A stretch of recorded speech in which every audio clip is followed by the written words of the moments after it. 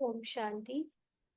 आज 15 अप्रैल 2025 बाबा के आज के महावाक्य सुनेंगे।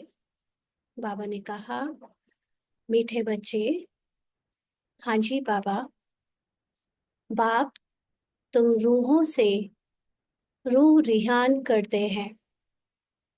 तुम आए हो बाप के पास 21 जन्मों के लिए अपनी लाइफ इंश्योर करने।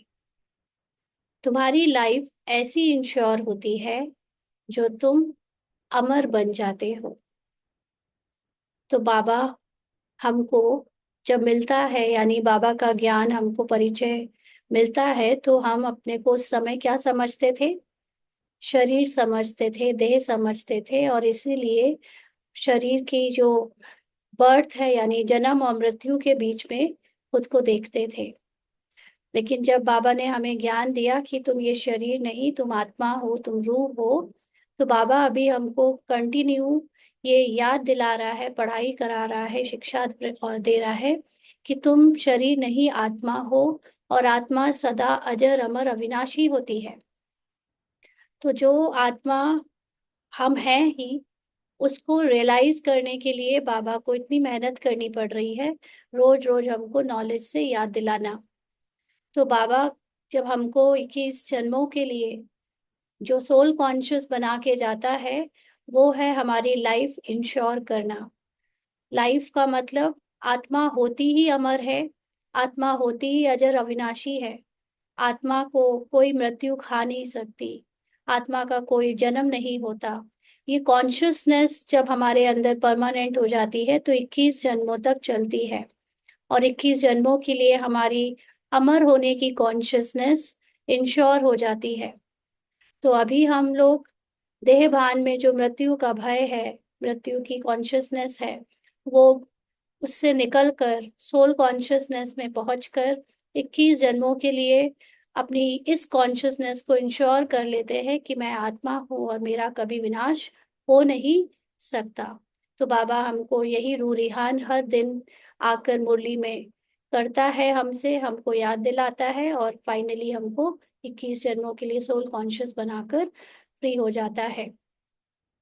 आज का प्रश्न है, मनुष्य भी अपनी लाइफ इंश्योर कराते और तुम बच्चे भी, दोनों में अंतर क्या है? मनुष्य भी अपनी लाइफ इंश्योर कराते और तुम बच्चे भी, दोनों में अंतर क्या है?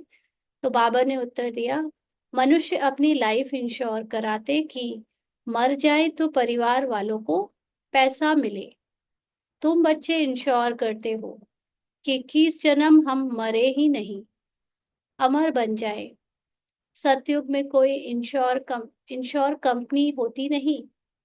अभी तुम अपनी लाइफ इंश्योर कर देते हो, फिर कभी मरेंगे नहीं, यह खुशी रहनी चाहिए।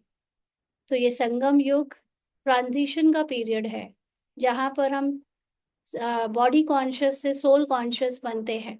जब तक हम मनुष्य रूप में बॉडी कॉन्शियस थे, तो हमको मृत्यु का भय था, या मृत्यु के बाद जो हम जिस फैमिली से मोह करते थे, शरीर और शरीर की जो भी विस्तार है, कहानी है, उसमें जो मिला है हमको, जो लोग मिले हैं, जो ड्रामा में कैरेक्टर्स हैं, हमें उनकी चिंता होती थी कि वो उनका क्या होगा हमारे जाने के बाद।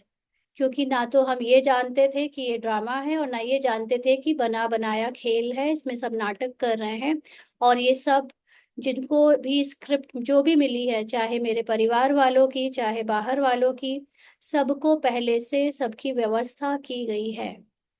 कोई भी जब कहानी लिखता है राइटर, तो उसमें वो जितने भी पात्र डालता है, सब पात्र का उसमें वो पूरा व्यवस्था करके उसको कहानी को पूरा करता है।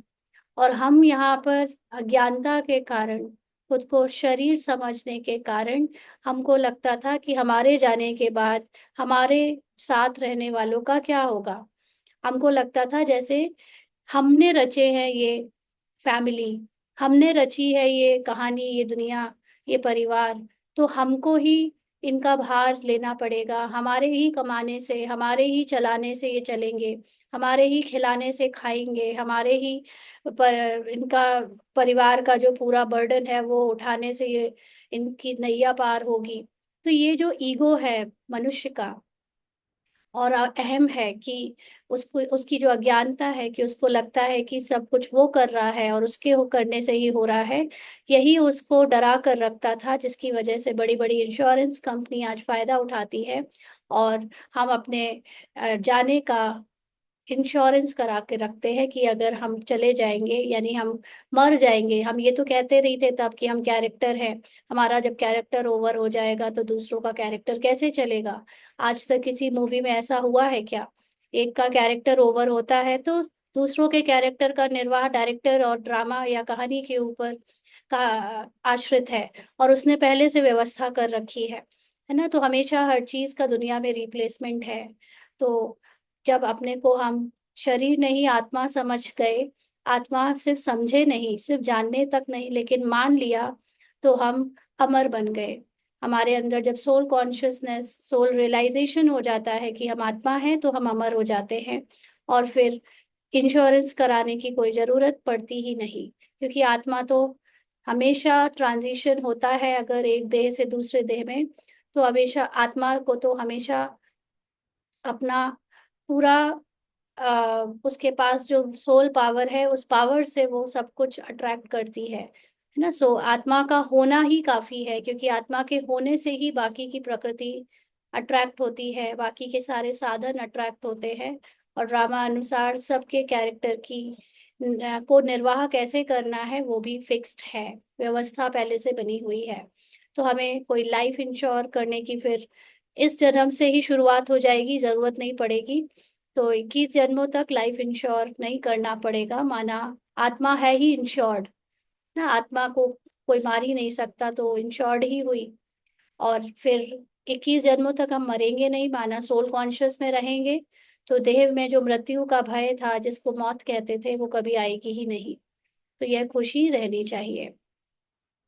गीत है ये कौन आज आया सवेरे। ओम शांति। रूहानी बाप पेट रूहानी बच्चों से रूह रिहान करते हैं। तुम बच्चे जानते हो, बाप हमको अभी 21 जन्मों, जन्म तो क्या 40-50 जन्मों के लिए इंश्योर कर रहे हैं। आज बाबा ने अपना विस्तार को थोड़ा और खींचा है ना। 21 जन्म तो प्योर सोल कॉन्शियस होते हैं, और बाकी द्वापर युग में भी हमारे जो जन्म होते हैं, उसमें भी अकाले मृत्यु ऐसे नहीं होती। उसमें भी हम इतने ज्यादा देहभान में नहीं होते, हल्का फुल्का आते हैं देहभान में, लेकिन ज्ञान रहता है आत्मा का। उस वक्त जब द्वापर युग में शास्त्र आदि बनते हैं, तो उसमें आम जनता भारत की, क्योंकि भारत देश उस वक्त संपन्न होता है। द्वापर युग में भी भारत गरीब नहीं होता, भिखारी नहीं बनता। द्वापर युग में भी भारत बाकी के देशों से बहुत ज्यादा अमीर होता है, और भारत पे रहने वाले भी बहुत अच्छे संपन्न होते हैं, और ना सिर्फ संपन्न होते हैं बल्कि ज्ञानी भी होते हैं। भले देवता नहीं होते, लेकिन ज्ञानी और अंदर से कलयुग के कंपैरिजन में काफी बेटर और प्योर होते हैं। इसलिए 40-50 जन्मों तक आत्मा का ज्ञान रहता है। 21 जन्म ज्ञान नहीं रहता, 21 जन्म तो आत्मा की अनुभूति रहती है। बाकी के द्वापर युग में जो जन्म होते हैं, उसमें आत्मा का ज्ञान रहता है, इसलिए उसमें भी मर गए ऐसा नहीं समझते। तो 21 जन्मों के लिए आत्मा की इंश्योरेंस हो जाती है, माना आत्मा तो है ही इंश्योर्ड, शरीर का जो इंश्योरेंस कराते थे उसकी जरूरत नहीं पड़ती। तो वो लोग इंश्योर करते हैं कि मर जाएं तो उनके परिवार को पैसा मिले। वो लोग मतलब अज्ञान में जीने वाले। तुम इंश्योर करते हो 21 जन्मों के लिए, मरे ही नहीं। तो वैसे तो बाबा के बच्चों ने भी इंश्योरेंस कईयों ने करवा रखे होंगे, है ना, क्योंकि भले ही जान गए हैं कि आत्मा है, लेकिन अभी भी वो परिवार को चलाने की, शरीर के भान की, शरीर लूज कर दिया, शरीर अगर छूट गया तो परिवार कैसे चलेगा, इस इन सब चीजों का डर है। अभी भी निश्चय और समर्पणता नहीं है पूरी तरह बाबा पर या ज्ञान पर, कि जो बाबा कह रहा है कि ड्रामा में सब कुछ, सबकी व्यवस्था ऑलरेडी बनी हुई है, सबका कैरेक्टर अपने आप चलता है ना, अपने आप उसको चीजें आती हैं। अपने आप का मतलब निमित्त बनकर कुछ ना कुछ होता रहता है, लेकिन ऐसा हम समझे कि मेरे करने से हो रहा है, ये अज्ञानता है और बुद्धिमानी नहीं है। तो इसीलिए बाबा के बच्चों में भी अभी अनेकों ने इंश्योरेंस कराए हुए होंगे, अभी भी कराते जा रहे होंगे। तो बाबा कहते तुम इंश्योर करते हो 21 जन्मों के लिए, मरे ही नहीं। सोल कॉन्शियस हो जाएंगे तो मरने का कोई डर ही नहीं, और मरने के बाद की कहानी क्या होने वाली है उसकी व्यवस्था की चिंता नहीं। क्योंकि हम लोग सूक्ष्म में जान चुके हैं कि ये पूरा ड्रामा, ये पूरा संसार, ये पूरा परिवार, ये जो भी दिख रहा है बाहर, ये तब तक है जब तक मैं हूँ। जब मैं नहीं तो कुछ नहीं है। तो किस चीज का इंश्योर कराए जो मेरे जाने के बाद खत्म हो जाने वाली है। क्योंकि हम लोग जो ये मूवी देख रहे हैं, उस मूवी में अगर मैं मेन एक्टर हूँ, मैं हीरो हूँ, तो जब हीरो चला जाता है तो मूवी भी एंड हो जाती है ना। तो अगर हमें इतना अनुभव हो गया है, आत्मा का रियलाइजेशन हो गया है कि ड्रामा जो दिख रहे में मैनिफेस्ट हुआ है मेरे माइंड की क्रिएशन है, तो अगर ये कैरेक्टर से मेरा मेरा सूक्ष्म शरीर निकल जाता है, तो इसके बाद में रहे हुए कैरेक्टर्स, ऐसा नहीं कि मेरी कॉन्शियसनेस के बाद ये चलते रहेंगे। ये कैरेक्टर एग्जिस्ट ही मेरी कॉन्शियसनेस में करते हैं। मैं नहीं रहूंगा, मेरी कॉन्शियसनेस सिकुड़ जाएगी। माना सूक्ष्म शरीर, माइंड में ये सारी चीजें जो लोग जिनको मैं देख रहा हूँ वो सब, जब मैं मेरे जाने के बाद, इस कॉन्शियसनेस के निकलने के बाद एज अ कैरेक्टर कि रूपाली गई तो रूपाली का परिवार बचेगा, ऐसा नहीं है। रूपाली का परिवार एग्जिस्ट करता ही रूपाली के माइंड में है। और रूपाली नहीं, रूपाली का माइंड नहीं तो रूपाली का परिवार भी नहीं, है ना। लेकिन हम लोग इतने ज्यादा फिजिकल मटेरियल वर्ल्ड में अपने को जिंदा लाइफ समझते हैं कि हमको लगता है कि हम मर जाएंगे, माना कि हम तो मर जाएंगे लेकिन बाकी के लोग जिएंगे। अरे बाकी के लोग हैं ही तब तक जब तक आप हो। आप ही के माइंड की क्रिएशन है सब। बाबा ने अभी कल कुछ दिन पहले, 2-3 दिन पहले कहा भी था ना कि अपने ये लोग जो पुनर्जन्म लेते हैं, ऐसा आपको लगता है, वो बढ़ते ही जा रहे हैं। जो अभी मरेंगे वो जन्म लेंगे ही, दुख तो भोगेंगे ही। क्यों? क्योंकि हमने ये मान रखा है कि मरने के बाद जन्म होता है।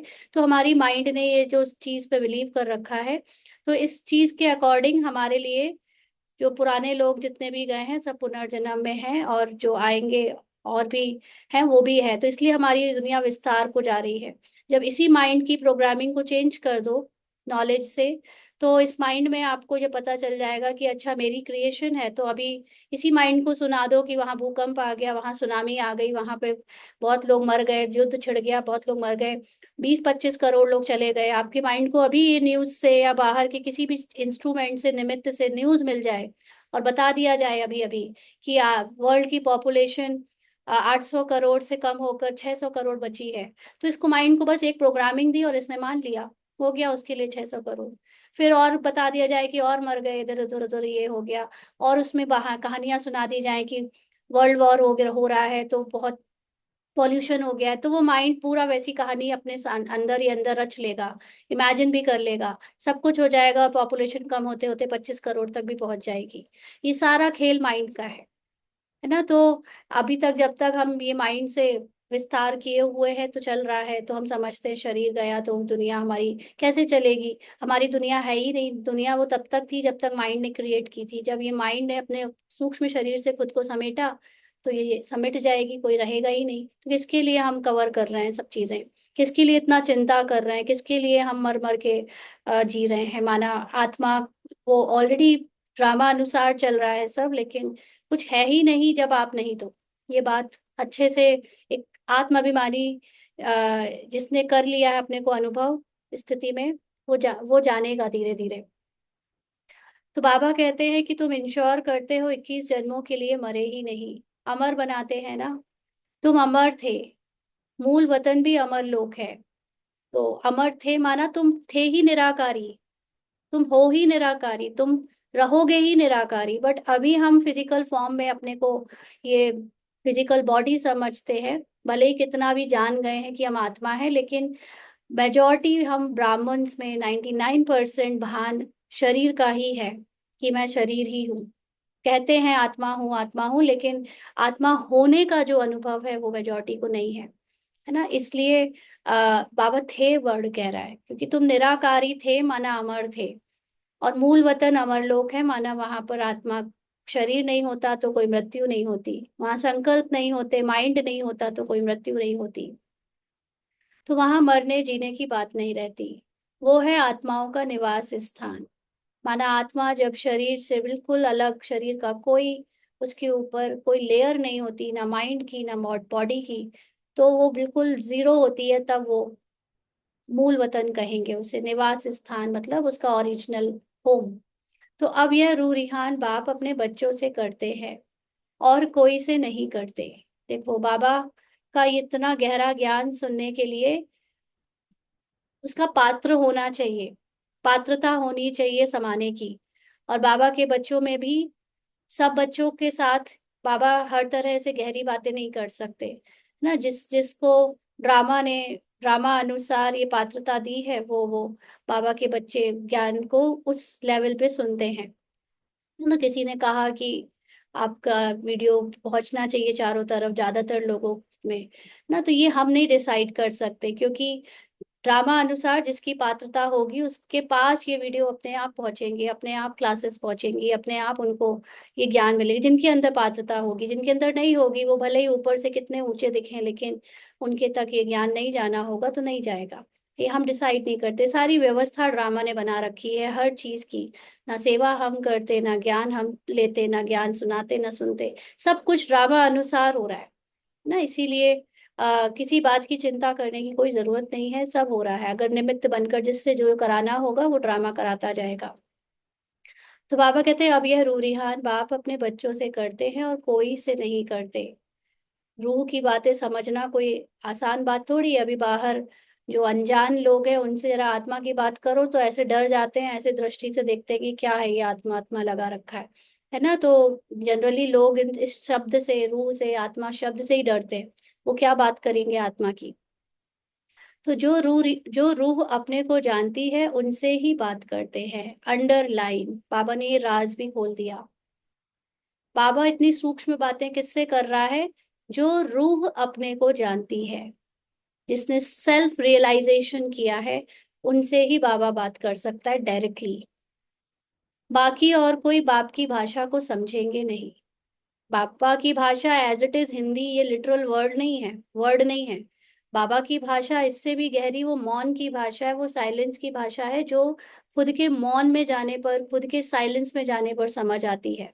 इसीलिए बोला, बताया कि जो बाबा गहरी गहरी बातें निकाल रहा है, वो समझने के लिए आप पहले बाबा की भाषा तो सीखो, पहले साइलेंस की भाषा तो सीखो। तो प्रदर्शनी में इतने आते हैं, तुम्हारी भाषा को समझते हैं क्या? अब बाबा की लिटरल वर्ड वाली भाषा भी थोड़ी अजीब सी ही है ना, हर किसी को समझ नहीं आती। तो जब वो भाषा जानबूझकर ड्रामा ने ऐसी टैक्टिकफुली ऐसी बनाई है कि जिन लोगों को भाषा का बड़ा वो रहता है, एक तरह से ना, कोई बहुत सोफिस्टिकेटेड होते हैं लैंग्वेज को लेकर, तो वो लोग इस भाषा से दूर भागेंगे कि ये क्या, कौन से पुराने जमाने की भाषा की बातें होती हैं। तो इसलिए जिसका बर्तन साफ है, जिसके अंदर पात्रता है, वो ही ये ज्ञान को जान सकता है, समझ सकता है। तो प्रदर्शनी में तो बहुत लोगों को समझाया जाता है, लेकिन ऊपर से निकल जाता है। इनफैक्ट हम लोग भी जो डायरिया लिखते हैं, हम लोग जो ये मुरली पढ़ते करते हैं, भले ही ऑडियो चला लो, लेकिन घर वालों में आधों को समझ में नहीं आती, ये क्या बोलते रहते हैं पता नहीं, है ना, दे भान दे भान। तो ये भी एक टैक्टिकफुली चीज है कि बाबा की लैंग्वेज, जैसे पुराने जमाने में लोग कोड में बात करते थे ना कहीं कहीं, तो ऐसे ही हमारे भी लिए बाबा ने बहुत सोच समझ कर गुप्त रूप में ऐसे लैंग्वेज को यूज किया है। बाबा कहते कोई मुश्किल थोड़ा समझते हैं, तुमको भी समझाते समझाते कितने वर्ष हुए हैं तो भी कितना थोड़ा समझते हैं। बाबा के बच्चे खुद ही बाबा की भाषा को अभी अच्छे से समझ नहीं पाए हैं, है ना। कईयों में से आप कहते हो, आप लोगों में से कई लोग कहते हैं कि हम 20 साल से मुरली समझ रहे, कुछ समझ में नहीं आती थी, अब समझ आनी शुरू हुई है। हाँ, तो बाबा कहते हैं है भी सेकंड में समझने की बात। सेल्फ रियलाइजेशन एक सेकंड में हो जाता है, और उसके बाद जो समझ आना शुरू होता है वो है असली समझ। उसके पहले तो मोटा मोटा ज्ञान था। तो हम आत्माएं जो पावन थी वही पतित बनी है, फिर हमको पावन बनना है। उसके लिए स्वीट फादर को याद करना है। उनसे स्वीट और कोई चीज होती नहीं। इस याद करने में ही माया के विघ्न पड़ते हैं ना। साइलेंस में जाना, टोटली ड्रामा से फ्री हो जाना, ये माया कर हमको बीच बीच में जो हम करने की कोशिश करते हैं वो करना नहीं देती, वो विघ्न डालती है। माया मतलब ये ड्रामा के कहानी को रियल समझकर हमारे अंदर जो थॉट्स एग्जिस्ट करते हैं, वो थॉट्स हमको हमारे साइलेंस में जाने नहीं देते। यह भी जानते हो बाबा हमको अमर बनाने आए हैं, पूरी तरह निराकारी स्वरूप का अनुभव कराने आए हैं, और ना सिर्फ अनुभव लेकिन उसको हमारा नेचुरल नेचर बनाने आए हैं कि हम है ही निराकारी। तो पुरुषार्थ कर अमर बन, अमरपुरी का मालिक बनना है। अमर तो सब बनेंगे, बनेंगे मतलब अभी ये नॉलेज को समझकर जितने लोग सोल कॉन्शियस अपनी मेहनत से होंगे वो तो हो ही जाएंगे, लेकिन जो नहीं भी होंगे तो उन सबको भी शरीर जब छूटेगा तो आखिर में बचेगी तो आत्मा ही ना। तो सब बनेंगे। सत्य को कहा ही जाता है अमर लोक, ये है मृत्यु लोक। यह अमर कथा है, ऐसे नहीं कि सिर्फ शंकर ने पार्वती को अमर कथा सुनाई, वह तो सब है भक्ति मार्ग की बातें। तुम बच्चे सिर्फ मुझ एक से ही सुनो, मामेकम याद करो, यानी निराकार से सुनो और एक निराकार को ही याद करो और खुद को भी निराकार स्वरूप में टिकाओ।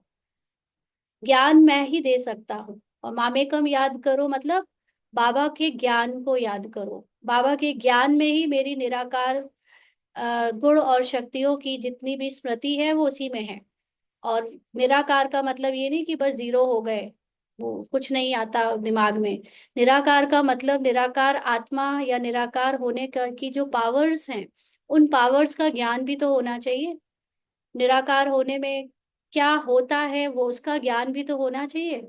सिर्फ निराकार हो जाना without knowledge is not complete knowledge ना। तो निराकार के साथ कंप्लीट नॉलेज होना होना पड़ेगा, क्योंकि भगवान इस समय जो ज्ञान हमको दे रहा है उसी से हम निराकार होकर नॉलेजफुल बनते हैं और भगवान के समान बनते हैं। तो ड्रामा प्लान अनुसार सारी दुनिया तमो प्रधान बनी है।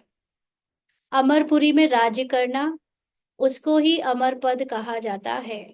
तो जब आप सोल कॉन्शियस हो जाते हो, आत्मा राजा अपनी सीट पर सेट हो जाती है, इसको ही कहते हैं अमरपुरी या अमर पद। वहां इंश्योर कंपनी आदि होती नहीं ना। इंश्योरेंस इंश्योरेंस कराना एक भय का प्रमाण है। कलयुग में क्यों इतनी insurance company, insurance industry boom कर रही है? क्योंकि भय, हमारे संसार इस कलयुग के एंड में भय का बहुत बोलबाला है। हर चीज का भय बना के रखा है मार्केट में। और भय एक रावण की बहुत बड़ी प्रॉपर्टी है। रावण अपने आप को जिंदा इस भय से रखता है, भय लोगों के अंदर डालकर। और आम लोगों में, मतलब आम क्या, जब मैक्सिमम मेजोरिटी में कुछ ना कुछ चीज का भय है। किसी को बॉडी खोने का, किसी को अपने दुकान में आग लग जाने का, किसी को अपने ट्रैवलिंग में सामान खो जाने का, किसी को कुछ, किसी का कुछ। हर छोटी छोटी चीज का इंश्योरेंस होने लगा। एक पेन का भी इंश्योरेंस कराने निकलोगे तो हो जाएगा। तो ये दिखाता है कि हम लोग कितना ज्यादा मैपन में, भय में और अटैचमेंट में जीते हैं। अगर हमको भय ना हो तो हमारे हाथ से चाहे जो खो जाए चला जाए, हमें किसी चीज की चिंता नहीं होगी, तो इंश्योरेंस कंपनी चलेंगी ही नहीं। लेकिन ये तब हो सकता है जब आप सोल कॉन्शियस हो। सोल कॉन्शियस के साथ जब ड्रामा का ज्ञान होता है तो आपको, आपके अंदर का भय खत्म होना शुरू हो जाता है कि आपके रहने या नहीं रहने से, आपका कैरेक्टर जिंदा होने से या नहीं जिंदा होने से बाकी के बाहर के ड्रामा में कोई फर्क पड़ने नहीं वाला। क्योंकि बाहर बाकी जितनी कहानी हमको दिख रही है वो सब मेरे माइंड की क्रिएशन है। जब मैं ही नहीं होऊंगा तो माइंड की क्रिएशन ही नहीं रहेगी ना। लेकिन इतना गहराई तक, ये इस स्टेज तक आना not possible for maximum people. ज्यादातर लोग इस गहराई तक आते ही नहीं। तो हम लोगों ने जैसे कल शाम को भी अव्यक्त मुरली के दौरान बात करी थी कि ये पर्सनली ये अभी अपना पुरुषार्थ भय के ऊपर कर रही है। हर समय चेक करती किन किन चीजों का भय आ रहा है, और अब भय को पकड़ कर उसको अच्छे से ढिशुम ढिशुम करती है। अच्छा, कहाँ कहाँ भय आता है, छोटी छोटी बातों का भय से लेकर बड़ी बड़ी बातों का तक, किसी भी चीज का भय अंदर है वो हम निकल निकल के आता है हर बात पे। अगर थोड़ा सा कुछ किसी से कुछ बोलना भी है तो कहीं उसको क्या फील हो रहा है, कहीं उसको बुरा तो नहीं लग गया, इसका भी भय ना, कुछ भी चीज, बहुत भय है हमारे अंदर। तो ये सबसे बड़ा भय मौत का, मृत्यु का, इसीलिए इंश्योरेंस कंपनी इतना बूम कर रही है ना। तो सतयुग में कोई भय नहीं होगा, क्योंकि कंप्लीट सोल कॉन्शियस सतो प्रधान स्थिति होगी। तो जो हमारा माइंड है, हमारे माइंड की सतो प्रधान स्थिति में भय एग्जिस्ट नहीं करता है। इसलिए हमारे अंदर जब तक भय है, हम बन ही नहीं सकते सतो सतो प्रधान। इसलिए हर समय अटेंशन रखो कि ये किसी भी चीज का भय होना नहीं चाहिए। मोबाइल खो गया, लैपटॉप खराब हो गया, घर घर जल गया, नो भय, सबकी व्यवस्था हो रखी है। इतना निश्चिंत, इतना समर्पण बुद्धि, ये हमको प्रैक्टिस से करना पड़ेगा, है ना। तो ये बाबा कहते हैं कि तुम कभी मरेंगे नहीं। एक्चुअली जब आप सोल कॉन्शियस बनते जाओगे ना, तो ऐसी नेगेटिव, बहुत नेगेटिव चीजें होंगी भी नहीं। प्रैक्टिस के लिए थोड़ी बहुत होती रहेंगी, लेकिन जैसे जैसे आप बहुत सोल कॉन्शियस गहराई से जाते जाओगे, तो आपके लिए प्रकृति आपकी दासी हो जाएगी, आपके लिए गड़बड़ करेगी नहीं। लेकिन जब तक हमारी प्रैक्टिस चल रही है, तब तक पेपर लेने के लिए ऐसी बातें माया के रूप में आएंगी, ताकि हमारा जो ध्यान है वो बार बार सोल कॉन्शियस से हटकर रोल कॉन्शियस के डर में चला जाए। बट ये भी ड्रामा अनुसार कल्याणकारी है, क्योंकि अगर ये होता नहीं, तो हम सोल कॉन्शियस बनने की प्रैक्टिस करते कैसे। जब तक हम पेपर्स ना दें, तो हमारी पढ़ाई, हमारी प्रैक्टिकल में कैसी चलेगी, उसका एग्जाम कैसे पार करेंगे, उसको कैसे समझेंगे ना। इसलिए ये सब होता रहेगा, बट एक स्टेज के बाद जब सतो टच कर लेते हैं, तो प्रकृति आपकी दासी हो जाती है, फिर आपके सामने ऐसे पेपर्स आते नहीं। तो बाबा कहते हैं कि सतयुग मतलब जब आप सोल कॉन्शियस हो, वहां कोई मरता नहीं, क्योंकि मृत्यु का या शरीर का कोई भान नहीं होता। तो यह बुद्धि में खुशी होनी या रहनी चाहिए। हम अमरपुरी के मालिक बनते हैं, तो अमरपुरी को याद करना पड़े। माना अपने उस सत्य को याद करो जो अमर है, जो आत्मा का अविनाशी स्वरूप है, उसको याद करो। माया, सॉरी, वाया मूल वतन ही जाना होता है। तो पहले तो हमको अपने उस सत्य तक पहुंचना है, और उसके बाद सुख धाम शुरू होना है। सत्य साइलेंस तक जब तक हमने संकल्पों को, पुराने संकल्पों को जीरो नहीं किया है, तब तक हमारे अंदर सतो प्रधान संकल्प शुरू नहीं हो सकते। इसीलिए कल बाबा ने कहा था ना पहले, कि अभी अपने को संपूर्ण समझना नहीं, मियाँ मिट्टू नहीं बनना, खुश नहीं हो जाना। पहले तमो प्रधान से सतो प्रधान संकल्प और संस्कारों को बनाना है, तब कहा जाए संपूर्ण। तो अभी हमारे अंदर जो हम मूल वतन में बार बार जाने का अभ्यास करते हैं, साइलेंस में टिकने का, उससे हमारे तमो प्रधान संकल्प संस्कार सतों में चेंज होते हैं। क्योंकि साइलेंस में स्थित होने से नेगेटिव और व्यर्थ के और ड्रामा के भान में से हम निकलकर उसको कैंसिल करते हैं, जीतते जाते हैं, तो सतो प्रधान की स्पेस बन जाती है, और फिर ड्रामा अनुसार सतो प्रधान संकल्प आने शुरू हो जाते हैं।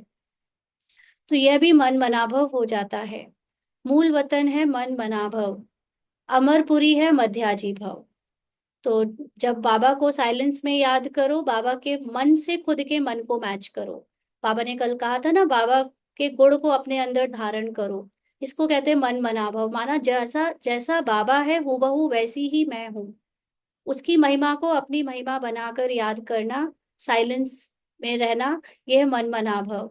और अमरपुरी है मध्याजी भव, मतलब जब हम अपने साइलेंस से एक स्टेज को क्रॉस कर लेते हैं, तो फिर हमारे अंदर जो सतो प्रधान संकल्प आने शुरू हो जाते हैं, उसके कारण हम एकदम निश्चिंत हो जाते हैं, बेफिक्र हो जाते हैं। डर डर वगैरह, चिंता, डाउट, ये खत्म होने लगता है। तो हम विष्णु के समान एकदम निश्चिंत ना। ब्रह्मा बाबा को देखा है हम लोगों ने, कहा, हमने देखा क्या, मतलब सुना है उनके बारे में, कि वो इतने बड़े बड़े पेपर्स आए, है ना। तो कहीं कहीं शुरू में उनके अंदर हलचल आई भी होगी, लेकिन तब भी उन्होंने, वो एक इंसिडेंट बाबा ने ही मुरली में सुना दिया था, कि जब घर वाले लेने आए, तो उन्होंने बोल दिया ले जाओ।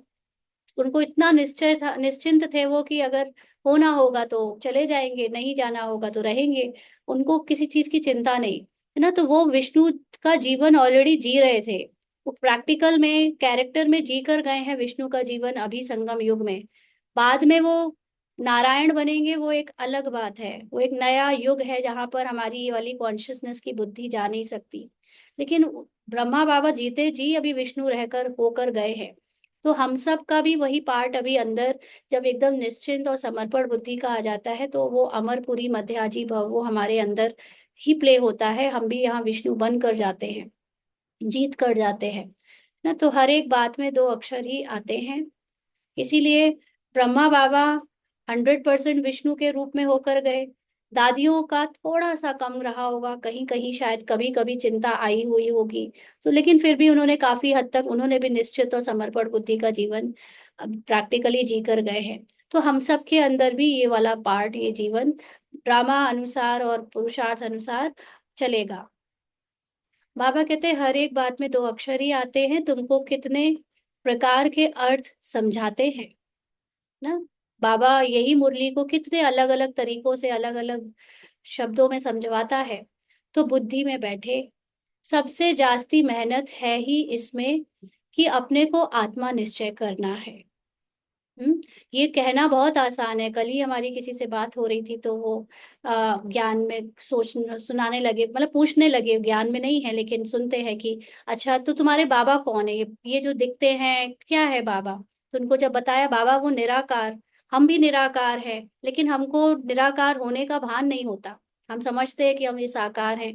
तो उनका कहना था कि ठीक है, आपने जान लिया कि आप आत्मा हो, आप निराकार हो, लेकिन आप फिजिकल चीजों से अपने को डिटैच कर क्यों रहे हो। आप अपनी इस पावर को यूज करो ना, फिजिकल चीजों को कमाने में, धन कमाने में, बड़ा कुछ बनने में ना। तो उनको यही समझाया कि देखो, एक तरफ से आपने ये कह तो दिया कि हाँ मैं आत्मा हूँ, मैं निराकार हूँ, फिर आप जब फिजिकल चीजों की कामना कर रहे हो तो ये तो कंट्रास्ट हो गया ना।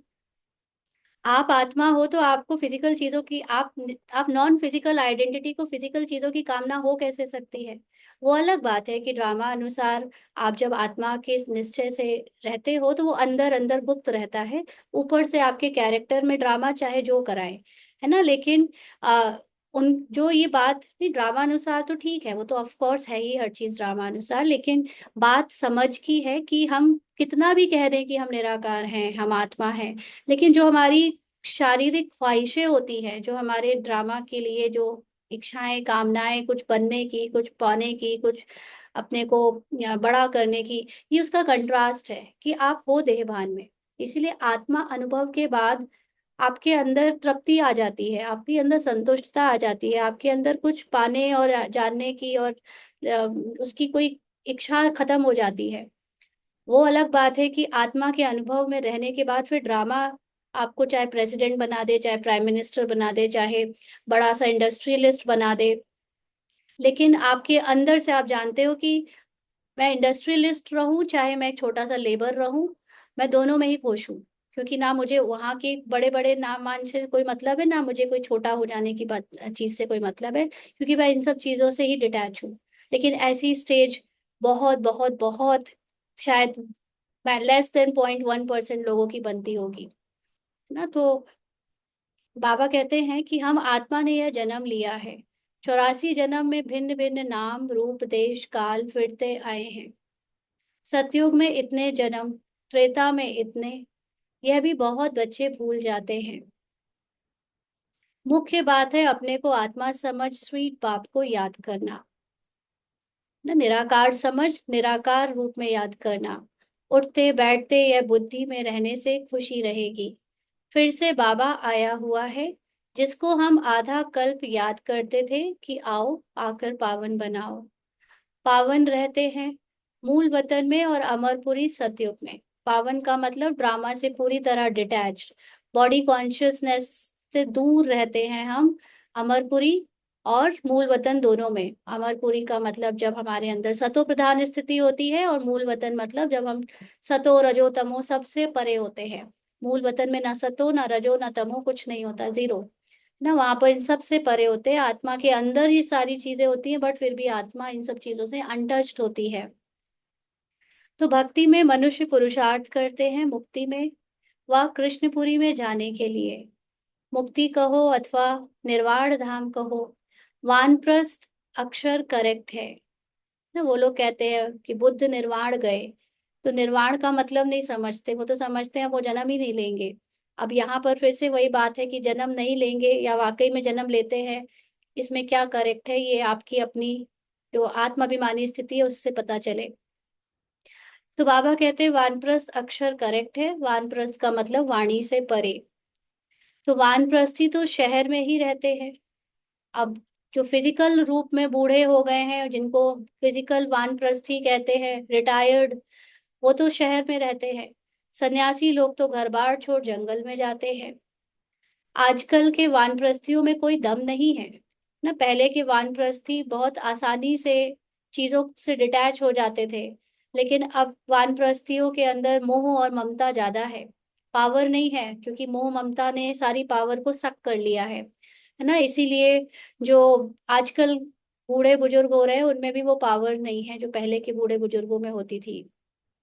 सन्यासी तो ब्रह्म को भगवान कह देते, ब्रह्म लोक नहीं कहते ना। अच्छा, और वानप्रस्थी सन्यासियों को भी कहा जाता है, क्योंकि वो लोग भी घर बार छोड़कर जाते हैं। तो उनमें भी देखा जाए तो आजकल के सन्यासियों में वो नॉलेज नहीं है, इसलिए वो भी कोई खास दमदार नहीं है। ब्रह्मलोक नहीं कहते। अभी तुम बच्चे जानते हो, पुनर्जन्म तो किसी का भी बंद नहीं होता ना। तो अब देखो, ये पुनर्जन्म क्यों बंद नहीं होता? क्योंकि हमारे माइंड में ऐसी ड्रामा अनुसार प्रोग्रामिंग है कि ये ड्रामा विस्तार को जा रहा है। जब तक जैसे बिग बैंग थ्योरी में पहले विस्तार जाता है और फिर समेटता है, तो अभी तक विस्तार होता आया है ना। विस्तार के लिए ये नॉलेज हमें जानबूझकर दी गई कि फिर फला ने शरीर छोड़ा है तो उसने अब दूसरा जन्म लिया, तीसरा लिया। तभी तो हम उस उनको भी एंड ड्रामा में एग्जिस्ट कराएंगे और साथ में एक्स्ट्रा भी एग्जिस्ट कराएंगे, तब तो 800 करोड़ तक पहुंचेंगे। अगर मेरे माइंड को ये प्रोग्रामिंग दे दी जाती कि कैरेक्टर है, इंडिविजुअल है, अपना अपना कैरेक्टर, बस खत्म हुआ, बात खत्म खत्म, तो हम उसको मल्टीप्लाई कैसे करते? ये माइंड उसको मल्टीप्लाई करके इतनी पॉपुलेशन बढ़ाता कैसे ना। तो इसीलिए अभी ड्रामा अनुसार हमको यही ज्ञान सूट करता था, करता है, या अब जिसकी अवस्था है तो वो जाने कि उसको क्या समझ आ रहा है। तो पुनर्जन्म तो किसी का भी बंद नहीं होता, क्योंकि ड्रामा को अभी तक विस्तार में जाना था, पॉपुलेशन बढ़ानी थी। तो अपना अपना पार्ट सब बजाते हैं। अभी इतने सारे लोग समेटेंगे कैसे? माइंड में जब समेट जाएंगे तो बाहर समेट जाएंगे। तो बाबा कहते हैं आवागमन से कभी छूटना नहीं है, आते जाते रहना है। इस समय करोड़ों मनुष्य है और भी आते रहेंगे, पुनर्जन्म लेते रहेंगे ना। बाबा की साकार मुरली जब 1936 से 1969 तक चली है, तब भी आबादी 500 करोड़ थी। अभी बाबा के जाने के बाद 800 करोड़ तक पहुंच गई। तो सोचो कि उस समय से अभी तक भी इस माइंड ने और कितने मल्टीप्लाई किए हैं लोगों को। फिर फर्स्ट फ्लोर खाली होगा। फर्स्ट फ्लोर मतलब मूल वतन, जिसको बाबा कहता है कि जहाँ आत्मा रहती है, माना सबके कैरेक्टर यहाँ पे बजने लगेंगे तो फर्स्ट फ्लोर खाली होगा। मूल वतन है फर्स्ट फ्लोर, सूक्ष्म वतन है सेकंड फ्लोर, और ये है थर्ड फ्लोर, अथवा इनको ग्राउंड फ्लोर कहो कहो। माना जहाँ धरती में अभी हम पार्ट प्ले कर रहे हैं, कैरेक्टर प्ले हो रहा है, इसको थर्ड फ्लोर कहो। दूसरा कोई फ्लोर है नहीं। वह समझते हैं स्टार्स में भी दुनिया है, ऐसे है नहीं। फर्स्ट फ्लोर में आत्माएं रहती हैं, बाकी मनुष्यों के लिए तो यह दुनिया है। तो मनुष्य का मतलब जब तक कैरेक्टर को रहना है, तो इसको इसी थर्ड फ्लोर में रहना है। मतलब फर्स्ट, इसको बाबा ने क्या बोला है? Ground floor. ओके ना। तो फर्स्ट फ्लोर, सेकंड फ्लोर और ग्राउंड फ्लोर, दोनों चीजें कहा है बाबा ने। इसको ग्राउंड फ्लोर भी कहा है और थर्ड फ्लोर भी कह लो, चाहे जैसा कह लो। ऊपर से नीचे कहोगे तो फर्स्ट ग्राउंड फ्लोर होगा, नीचे से ऊपर कहोगे तो थर्ड फ्लोर, वॉट एवर, थोड़ा कंफ्यूजिंग हो गया, समझ गए होगे आप लोग। तो फर्स्ट फ्लोर में आत्माएं रहती हैं, बाकी मनुष्यों के लिए तो यह दुनिया है। तो बेसिकली बाबा ने आत्मा की दुनिया को फर्स्ट फ्लोर कहा है, ये है इम्पोर्टेंट बात। और वो इसलिए क्योंकि मूल रूप से जो मेरा असली घर है उसको ही फर्स्ट कहना चाहिए ना। तो आत्मा का असली घर, उसकी मूल स्थिति है, वो परम स्थिति है, इसलिए वो मेरा फर्स्ट घर है, वो मेरा फर्स्ट फ्लोर है। उसके बाद मैं सेकंड सूक्ष्म वतन, यानी उससे मैं संकल्प क्रिएट करती हूँ, और संकल्प से फिर फिजिकल वर्ल्ड क्रिएट होता है। तो सेकंड वर्ल्ड हो गया हमारा सूक्ष्म वतन, और थर्ड वर्ल्ड हो गया हमारा ये साकार लोक कैरेक्टर का। तो जैसे भी इसको समझ लो। बाबा कहते हैं तुम बेहद के वैरागी बच्चे हो, तुम्हें इस पुरानी दुनिया में रहते हुए भी इन आंखों से सब कुछ देखते हुए नहीं देखना है। क्यों? क्योंकि ये आंखों ने में जो कुछ दिख रहा है, ये मेरे माइंड ने ऑलरेडी क्रिएट कर रखा है। और जो कुछ भी दिखेगा वो माइंड की क्रिएशन बनी बनाई अभी तक मुझे दिखेगी। और जबकि अब मैं नई प्रोग्रामिंग के हिसाब से जो बाबा मेरे अंदर डाल रहा है, मुझे आत्मा के माइंड में जो डाल रहा है, उसके हिसाब से अभी पुरानी दुनिया को रैप अप करना है, समेटना है। तो इसलिए अब तक माइंड ने जो क्रिएट किया उसका अस्तित्व नहीं रहना है। तो अब उसको देखते हुए क्यों टाइम वेस्ट करना है, उस पे बुद्धि लगानी हो या उस पे अटैचमेंट रखनी हो। तो बाबा कहते हैं ये है मुख्य पुरुषार्थ, क्योंकि यह सब खत्म हो जाएगा। ऐसे नहीं कि संसार बना ही नहीं है। अब कोई कहता है मिथ्या है, कोई कहता है सपना है, कोई कहता है कल्पना है। तो ये सब कहने से कोई खास मदद मिलती नहीं, क्योंकि अल्टीमेटली तो हमको फिजिकल कैरेक्टर में रहना ही है, फिजिकल कैरेक्टर बजाना ही है। तो कल्पना और जब हम सपना कहते हैं तो इसको केवल अंडरस्टैंडिंग तक रखना बेटर है। क्योंकि अंडरस्टैंडिंग में ये बात है कि हाँ, अगर ऐसा है तो हम डिटैच हो सकते हैं, चीजों को समेट सकते हैं, लोगों से ममता खत्म कर सकते हैं। अदरवाइज ये करना मुश्किल होता है ना। तो बाकी कैरेक्टर का संसार तो है ही, बना हुआ है, परंतु उनसे वैराग हो जाता है। वैराग तब होता है जब ये बोलो कि वो सच नहीं है, झूठ है ना, तब वैराग आता है। अर्थात सारी पुरानी दुनिया से वैराग है। भक्ति, ज्ञान और वैराग्य। भक्ति का मतलब जब आपको अपने ट्रुथ की नॉलेज नहीं है, आप बॉडी कॉन्शियस हो। ज्ञान का मतलब जब आपको अपने ट्रुथ की नॉलेज, ड्रामा की नॉलेज हो जाती है। और वैराग का मतलब जब आप कैरेक्टर की अज्ञानता को भी भुलाकर, हर तरह की बातों को भुलाकर ड्रामा से पूरे न्यारे हो जाते हो, डिटैच, जीरो हो जाते हो, तो है वैराग्य। कोई इंटरेस्ट नहीं, अब ड्रामा खेलते हुए भी मुझे ड्रामा में कोई इंटरेस्ट नहीं है। तो भक्ति के बाद है ज्ञान, फिर भक्ति का वैराग हो जाता है। भक्ति मतलब अंधविश्वास, अंधश्रद्धा, कैरेक्टर का, फिजिकल चीजों का, इन सब चीजों का वैराग हो जाता है। तो बुद्धि से समझते हो कि यह पुरानी दुनिया है, यह हमारा अंतिम जन्म है, अभी सबको वापस जाना है ना। इसलिए आखिरी में बाबा ने हमको ये नॉलेज दी है सूक्ष्म में, कि अभी तुम्हारी माइंड की क्रिएशन को समेटने का समय आ गया है। तो ड्रामा अनुसार तुम्हें अब उसको समेटने के लिए सबको मरा हुआ समझना है, सबको खत्म होना है ऐसा समझना है, और अपनी बुद्धि सबसे निकालते जानी है। ताकि ड्रामा जब आपको ऐसे सीन की न्यूज सुनवाए कि फला जगह भूकंप आया, फला जगह ये हुआ, फला जगह वो हुआ, तो तुम्हारा दिल छोटा ना हो जाए, तुम्हारा दिल भारी ना हो जाए, तुम्हारा कहीं दिल ना धड़कना ही बंद ना कर दे। तो इसलिए ये अभी से ही उसको समझो कि अब तुम्हारा आखिरी जन्म, अंतिम जन्म है, और अभी ये सब समेटेंगे। तो छोटे बच्चों को भी शिव बाबा की याद दिलानी है। उल्टे सुल्टे खान पान आदि की कोई आदत नहीं डालनी चाहिए ना। छोटे बच्चों को भी हमारे घरों में जैसे कैरेक्टर में बच्चे आते हैं, बच्चे होते हैं सबके लौकिक के, तो उनको कोई आदत नहीं डालनी चाहिए। तो जब तक आप में पेरेंटहुड की कैरेक्टर का बोलबाला है तो नहीं डालना चाहिए। बट जब आप सोल कॉन्शियस में स्थित होकर अगर पेरेंटहुड की चीज पर ज्यादा ध्यान देने लगते हो तो क्या होता है, वह वो भी माया बन जाती है ना। तो छोटेपन से जैसे आदत डालो वैसी आदत पड़ जाती है। अब ये बात कौन कह रहा है, ये ब्रह्मा बाबा कह रहे हैं, ये शिव बाबा नहीं कह रहे। छोटेपन, बड़ेपन, ये इसमें ड्रामा की बात नहीं है ना। ड्रामा अनुसार जिसकी जैसी आदत पड़नी होती है वैसी पड़ जाएगी, अगर ये बात होती तो शिव बाबा कह रहा होता। लेकिन जब जब कहीं चिंता की बात, कहीं कुछ कर फिजिकल धारणा की कुछ करने की बात होती है, वो ब्रह्मा बाबा कहता है। क्योंकि ब्रह्मा बाबा का भी साथ साथ पुरुषार्थ उस वक्त चल रहा था, तो उनके अंदर भी ज्ञानी अज्ञानी दोनों पार्ट बचते थे। तो बाबा कहते हैं आजकल संग का दोष बड़ा गंदा है। संग तारे कुसंग बोरे, यह विषय सागर वैश्यालय है। सत्य तो एक ही परम पिता परमात्मा है, गॉड इज वन कहा जाता है। वह आकर सत्य बातें समझाते हैं। बाप कहते हैं हे रूहानी बच्चों, मैं तुम्हारा बाप तुमसे रूरिहान कर रहा हूँ, मुझे तुम बुलाते हो ना। वही ज्ञान का सागर पतित पावन है, नई सृष्टि का रचयिता है, पुरानी सृष्टि का विनाश कराते हैं। यह त्रिमूर्ति तो प्रसिद्ध है, ऊंच ते ऊंच है शिव। अच्छा, फिर सूक्ष्म वतन में है ब्रह्मा विष्णु शंकर। उन्हों का साक्षात्कार भी होता है क्योंकि पवित्र है ना। उन्हों को चैतन्य में इन आंखों से देख नहीं सकते। तो ब्रह्मा विष्णु और शंकर तीनों का सूक्ष्म वतन में जो अस्तित्व है वो एक्चुअली मेरे सूक्ष्म संकल्पों में अस्तित्व है। मेरे अंदर जब सतो प्रधान सृष्टि का, सतो प्रधान स्मृति का जो फाउंडेशन पड़ रहा है, ये है ब्रह्मा, मास्टर ब्रह्मा की स्थापना।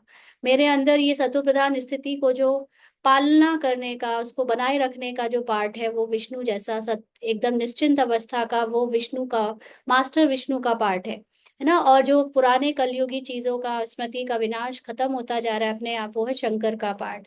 तो इसलिए ये तीनों चीजें, ये तीनों ब्रह्मा विष्णु शंकर को आंखों से नहीं देखा जा सकता, क्योंकि ये बात है चेतना के सूक्ष्म संकल्पों की। तो बहुत नौदा भक्ति से देख सकते हैं। अब जो लोग भक्ति करते थे, या जो लोग अभी भी ब्राह्मण होकर भक्त की तरह बाबा से साक्षात्कार की कामना करते, नहीं बाबा मुझे तो आप साक्षात्कार कराओ ही, मैं नहीं मानूंगा, कराओ, तो बाबा उसको, बीके को भी करा देता, अच्छा कर ले ले देख ले ना। तो वो ड्रामा अनुसार है, बाकी उसमें कोई कोई ये बोले कि मैंने देखा है इसलिए वो फिजिकली एग्जिस्ट करता है, ये सबसे बड़ा धोखा है। क्योंकि ज्ञान को देखा नहीं जाता, ज्ञान को समझा जाता है।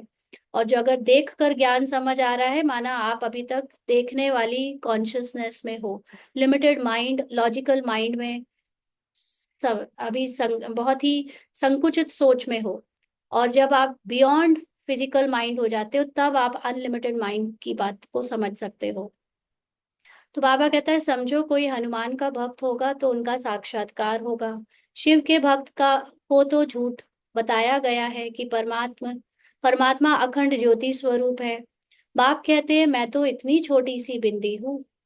वह कहते अखंड ज्योति स्वरूप। अर्जुन को दिखाया, बहुत बड़ा स्वरूप दिखाया, तो उसने कहा बस मैं सहन नहीं कर सकता हूँ। उनको दीदार हुआ तो वह गीता में लिखा हुआ है। मनुष्य समझते हैं अखंड ज्योति का साक्षात्कार हुआ, क्योंकि मनुष्य बुद्धि क्या है, फिजिकल बुद्धि है। फिजिकल बुद्धि को कोई पिक्चर चाहिए, इमेज चाहिए, फिजिकल लाइट चाहिए देखने के लिए। सूक्ष्म बुद्धि में ये सारी चीजों की जरूरत नहीं होती ना। तो अब बाप कहते हैं, यह सब भक्ति मार्ग की बातें दिल खुश करने की है। यहाँ तक कि ब्राह्मणों में भी, बीकेस में भी, जो साक्षात्कार को लेकर बहुत अंदर से बहुत फूले हुए रहते हैं ना, कि मैंने देखा है, मैंने परम धाम देखा है, मैंने सूक्ष्म लोक देखा है, मैंने ब्रह्मा बाबा को साक्षात्कार में देखा है। ये सब उनके अंदर के अंधविश्वास को बनाए रखने के लिए है, ताकि वो ज्ञान में भी अंधविश्वास की तरह जीते रहे ना। ज्ञान से जब तक आपने कुछ समझा नहीं है, आप किसी को भी देख लो, आप किसी को भी साक्षात्कार कर लो, वो ट्रुथ नहीं है। Truth beyond words, beyond explanation, beyond any picture है। वो सिर्फ समझ से समझा जा सकता है। तो बाबा कहते हैं, मैं तो कहता ही नहीं हूँ कि अखंड ज्योति स्वरूप हूं मैं।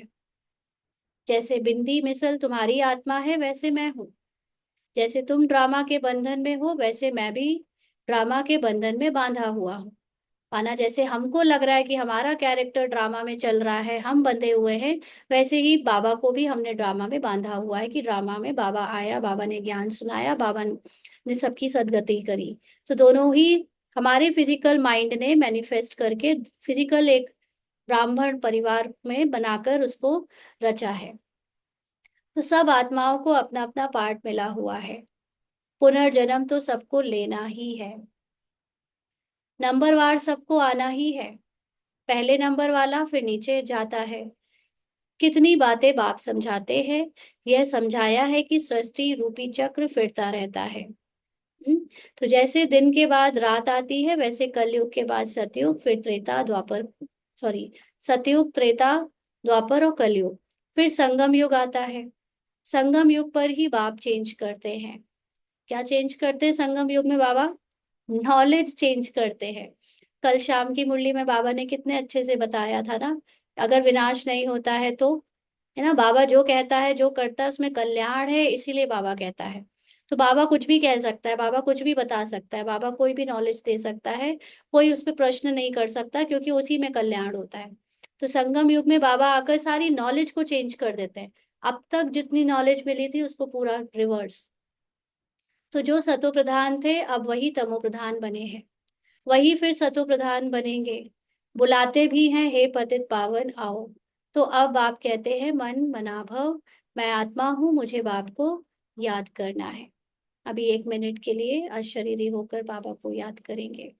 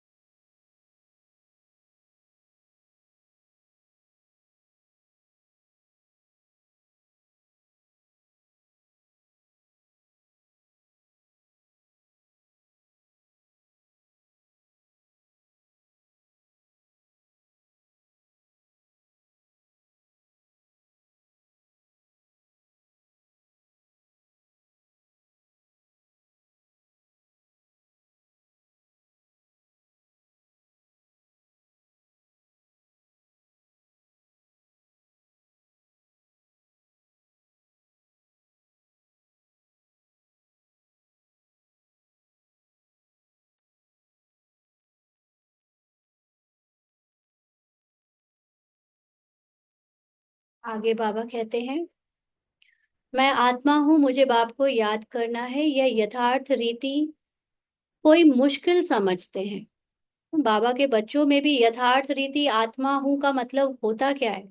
कल बाबा ने कहा था ना कि सुबह की मुरली में उसको एक्सप्लेनेशन में नहीं लिया था, लेकिन मूल वतन में आत्मा ड्रामा से पूरी डिटैच होती है। ऐसे ही जब हमारी अंदर मैं आत्मा हूँ हम ये कहते हैं, तो हमें पूरा ड्रामा से डिटैच होना चाहिए। मुझे ड्रामा का कोई स्मृति, कोई संकल्प, कोई संस्कार प्रभावित ना करे। मुझे उस स्थिति में, जो साइलेंस की स्थिति है, उस स्थिति से बाबा को याद करना है। तो ऐसा याद करना बहुत मुश्किल कईयों को लगता भी है और समझ पे भी नहीं आता। तो हम आत्माओं का बाप कितना मीठा है, आत्मा ही मीठी है ना। तो आत्मा मीठी है। बाबा जानता है कि ओरिजिनली आत्मा के अंदर कोई कड़वाहट नहीं है, कोई ऐसा जो पार्ट में, कैरेक्टर में जो चल रहा है उसका वो सब चीजें आत्मा का सत्य है ही नहीं। तो जो बाबा सत्य है, बाबा उसको देखता है। शरीर तो खत्म हो जाता है, फिर उनकी आत्मा को बुलाते हैं। प्यार तो आत्मा से ही होता है ना। संस्कार आत्मा में रहते हैं, क्योंकि जो लाइट है, जो जो जीव शक्ति है, जिसके कारण कैरेक्टर जी रहा था, जब वही चली गई तो वो कैरेक्टर रख कर क्या करेंगे, उसके बॉडी को रख कर क्या करेंगे। तो संस्कार आत्मा में रहते हैं। एक्चुअली प्यार आत्मा से नहीं होता, प्यार होता है आत्मा के संस्कार से, आत्मा के माइंड से, आत्मा के मन से। देखा जाए तो आप देखोगे कि सूक्ष्म आत्मा, जो मूल आत्मा है, उसमें तो कोई फीलिंग नहीं होती, कोई इमोशन नहीं होता, कोई सेंसेशन नहीं होते, कोई मोह नहीं होता। तो उससे प्यार करके कोई क्या करेगा? प्यार तो उससे किया जाए जिसमें सेंसेशन हो, जिसमें फीलिंग हो, जिसमें संकल्प चले, जिसमें संस्कार हो। तो असल में जो एक दूसरे से जो प्यार करते हैं, वो एक दूसरे के संस्कारों से प्यार करते हैं।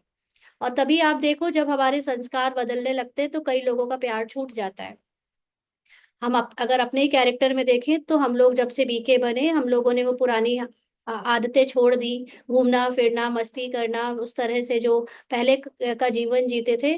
तो बहुत सारे लोगों का प्यार हमसे, उस तरह से जो लोग हमारे उस रोल से प्यार करते थे, उनका छूट गया, दूर हो गए वो लोग। क्यों? क्योंकि उनका रोल, उनका प्यार मुझ आत्मा से नहीं, उनका प्यार मेरे संस्कारों से था।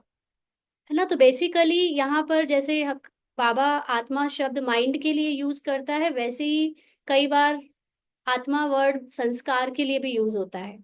लेकिन जो मूल आत्मा है उसकी बात नहीं हो रही। वो तो बहुत मीठी है। वो मीठी का मतलब वो अनअफेक्टेड है। उसमें कुछ है ही नहीं ऐसा कि जिससे प्यार किया जाए या नहीं किया जाए, क्योंकि आत्मा मैग्नेट है। आत्मा ने ही सब चीजों को रचा है, तो उसकी तो कोई बात होगी ही नहीं ना। ये सारे, इतनी सारी विस्तार किसकी क्रिएशन है? आत्मा के, आत्मा के माइंड की। तो संस्कार आत्मा में रहते हैं, आत्मा ही पढ़ती सुनती है। देह तो खत्म हो जाती है। अगर आप उसी देह में, उसी, अगर वो आत्मा भी रहे लेकिन आप उसके सब कुछ बदल दो, आप उसके अंदर की पूरी प्रोग्रामिंग चेंज कर दो, तो कईयों का प्यार उससे खत्म हो जाएगा। है ना। तो ये मेन बात होती है, हम हमारा प्यार एक दूसरे के संकल्प, संस्कार, इमोशन, सेंसेशन से होता है। तो बाबा कहते हैं, मैं आत्मा अमर हूँ, फिर तुम मेरे लिए रोते क्यों हो? यह तो देह अभिमान है ना। आत्मा अमर है, आत्मा थोड़ी गई अभी। जैसे कैरेक्टर में हमारे रतन मोहनी दादी गई, या कैरेक्टर कैरेक्टर खत्म हुआ ना। आत्मा थोड़ी कहीं गई, आत्मा तो अभी है। बाबा के सबकी आत्मा तो है ही ना, आत्मा कहाँ गई? लेकिन फिर भी हमें बीके ब्राह्मण आइडेंटिटी में भी अगर कोई याद आ रहा है, तो वो उसका कैरेक्टर याद आ रहा है, ये भी देह भान है। तो तुम्हारा देह में प्यार है, होना चाहिए आत्मा में प्यार। अविनाशी चीज में प्यार होना चाहिए। विनाशी चीज में प्यार होने से ही लड़ते झगड़ते हैं। सतयुग में है देही अभिमानी, इसीलिए खुशी से एक शरीर छोड़ दूसरा लेते हैं, और रोना पीटना कुछ भी नहीं होता। तुम बच्चों को अपनी आत्माभिमानी अवस्था बनाने के लिए बहुत प्रैक्टिस करनी है। सबसे पहले तो बहुत ज्ञान समझना है, और उस समझ कर चलना, प्रैक्टिस करना है। मैं आत्मा हूँ, अपने भाई यानी आत्मा को बाप का संदेश सुनाता हूँ। एक माइंड, अब यहाँ आत्मा का मतलब माइंड, एक माइंड जिसने परमात्मा के बारे में और अपने सत्य के बारे में जाना है, अभी वो दूसरे माइंड को सुना रहा है, ताकि वो भी अपने सत्य को और परमात्मा को जान सके। तो हमारा भाई इन ऑर्गन्स द्वारा सुनता है, ऐसी अवस्था जमाओ। बाप को याद करते रहो तो विकर्म विनाश होते रहेंगे। खुद को भी आत्मा समझो, उनको भी आत्मा समझो, तब पक्की आदत हो जाए। ये है गुप्त मेहनत। अंतर्मुख हो इस अवस्था को पक्का करना है। जितना समय निकाल सको उतना इसमें लगाओ। 8 घंटा तो धंधा आदि भले करो, नींद भी करो, बाकी इसमें लगाओ। तो 8 घंटा तक पहुंचना है ना मिनिमम। जिसने अपने सोल कॉन्शियस स्थिति को 8 आवर्स तक अटेंशन के लिए, अटेंशन रूपी याद में पहुंचा दिया है, उसको फिर उसकी सतो अवस्था शुरू हो जाती है, माना उसके लिए फिर बाकी का ज्ञान समझना, सूक्ष्म ज्ञान समझना बहुत इजी हो जाता है। तो इसमें 8 घंटे का मतलब ये नहीं है सिर्फ बैठे रहना है। 8 घंटे में सब कुछ, कुछ भी करो, चलते फिरते बोलते सोते, लेकिन याद रखो कि तुम ओरिजिनली क्या हो।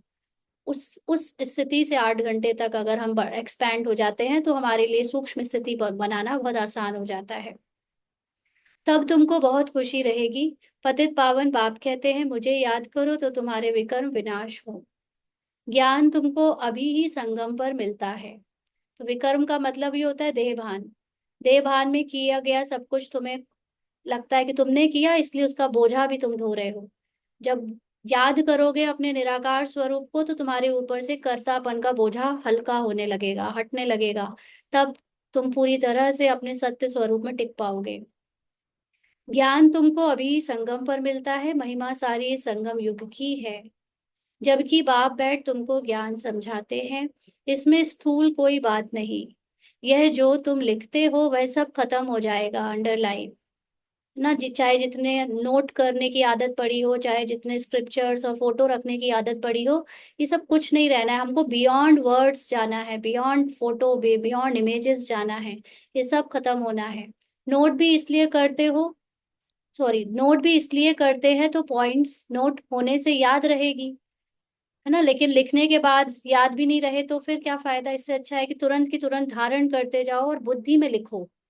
सूक्ष्म बुद्धि में सब कुछ लिखते जाओ, इतना ध्यान से सुनो कि सब कुछ बुद्धि में बैठता जाए और उसके बाद पूरे दिन उसका रिवीजन चलता जाए।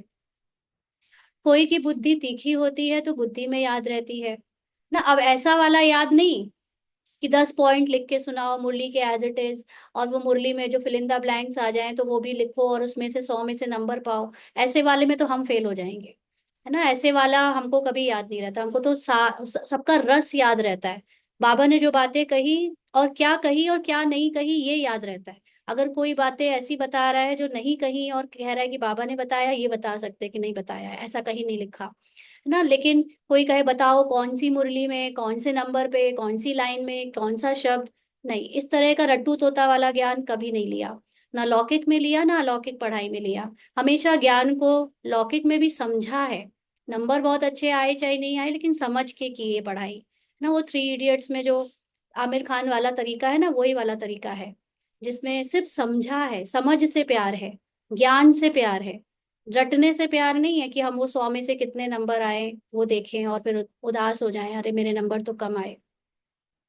तो बाबा कहते हैं कोई की बुद्धि तीखी होती है तो बुद्धि में याद रहती है। नंबरवार तो है ना। मुख्य बात बाप को याद करना है और सृष्टि चक्र को याद करना है। कोई विकर्म नहीं करना है। विकर्म का मतलब देह भान में आकर कैरेक्टर से पहचान नहीं बनानी है। गृहस्थ व्यवहार में भी रहना है, पवित्र जरूर बनना है। कई गंदे ख्यालात वाले बच्चे समझते हैं हमको यह फलानी बहुत अच्छी लगती है, इनसे हम गंधर्वी विवाह कर लें। परंतु ये गंधर्वी विवाह तो तब कराते हैं जबकि मित्र संबंधी आदि बहुत तंग करते हैं, तो उनको बचाने के लिए। ऐसी थोड़ी सब कहेंगे कि हम गंधर्वी विवाह करेंगे, है ना। ये वह कभी रह नहीं सकेंगे क्योंकि आपकी दृष्टि ही पहले ही विकारी है। अच्छी लगने का मतलब ही है कि अटैचमेंट है, मोहित हो रहे हो। तो गंधर्वी विवाह के बाद कैसे पवित्र रहोगे। पहले दिन ही जाकर गटर में पड़ेंगे। नाम रूप में दिल लग जाती है, यह तो बड़ी खराब बात है। गंधर्वी विवाह करना कोई मासी का घर नहीं है। गंधर्वी विवाह का मतलब होता है कि जब दो लोग शादी करते हैं लेकिन आपस में संबंध नहीं बनाते, पति पत्नी दुनिया के सामने है लेकिन आपस में पति पत्नी की कोई फीलिंग नहीं है ना, तो प्योर रहते हैं। तो ये ऐसी शादी करना, ऐसा विवाह करना कोई मासी का घर थोड़ी है। एक दो से दिल लगी तो कह देते हैं गंधर्वी विवाह करें। इसमें संबंधियों को बड़ा खबरदार रहना चाहिए। समझना चाहिए कि ये बच्चे काम के नहीं, जिससे दिल लगी है उससे हटा देना चाहिए, नहीं तो बातें करते रहेंगे। इस सभा में बड़ी खबरदारी रखनी होती है। आगे चल बड़े कायदे से सभा लगेगी। ऐसे ऐसे ख्यालात वाले को आने नहीं देंगे। देखो, इसीलिए बाबा का जो सूक्ष्म ज्ञान है ना, वो हम सिलेक्ट नहीं कर सकते।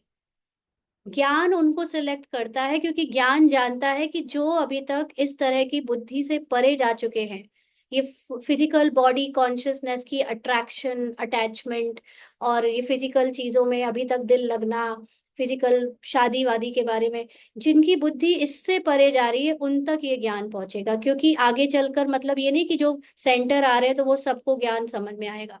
ये ज्ञान ने सिलेक्ट किया है आपको। तो जिस जिसको सूक्ष्म अवस्था जिसकी ज्ञान से बनती जा रही है, वो एक्चुअली ऐसी सभा है जो परमात्मा के द्वारा असल में सिलेक्टेड है।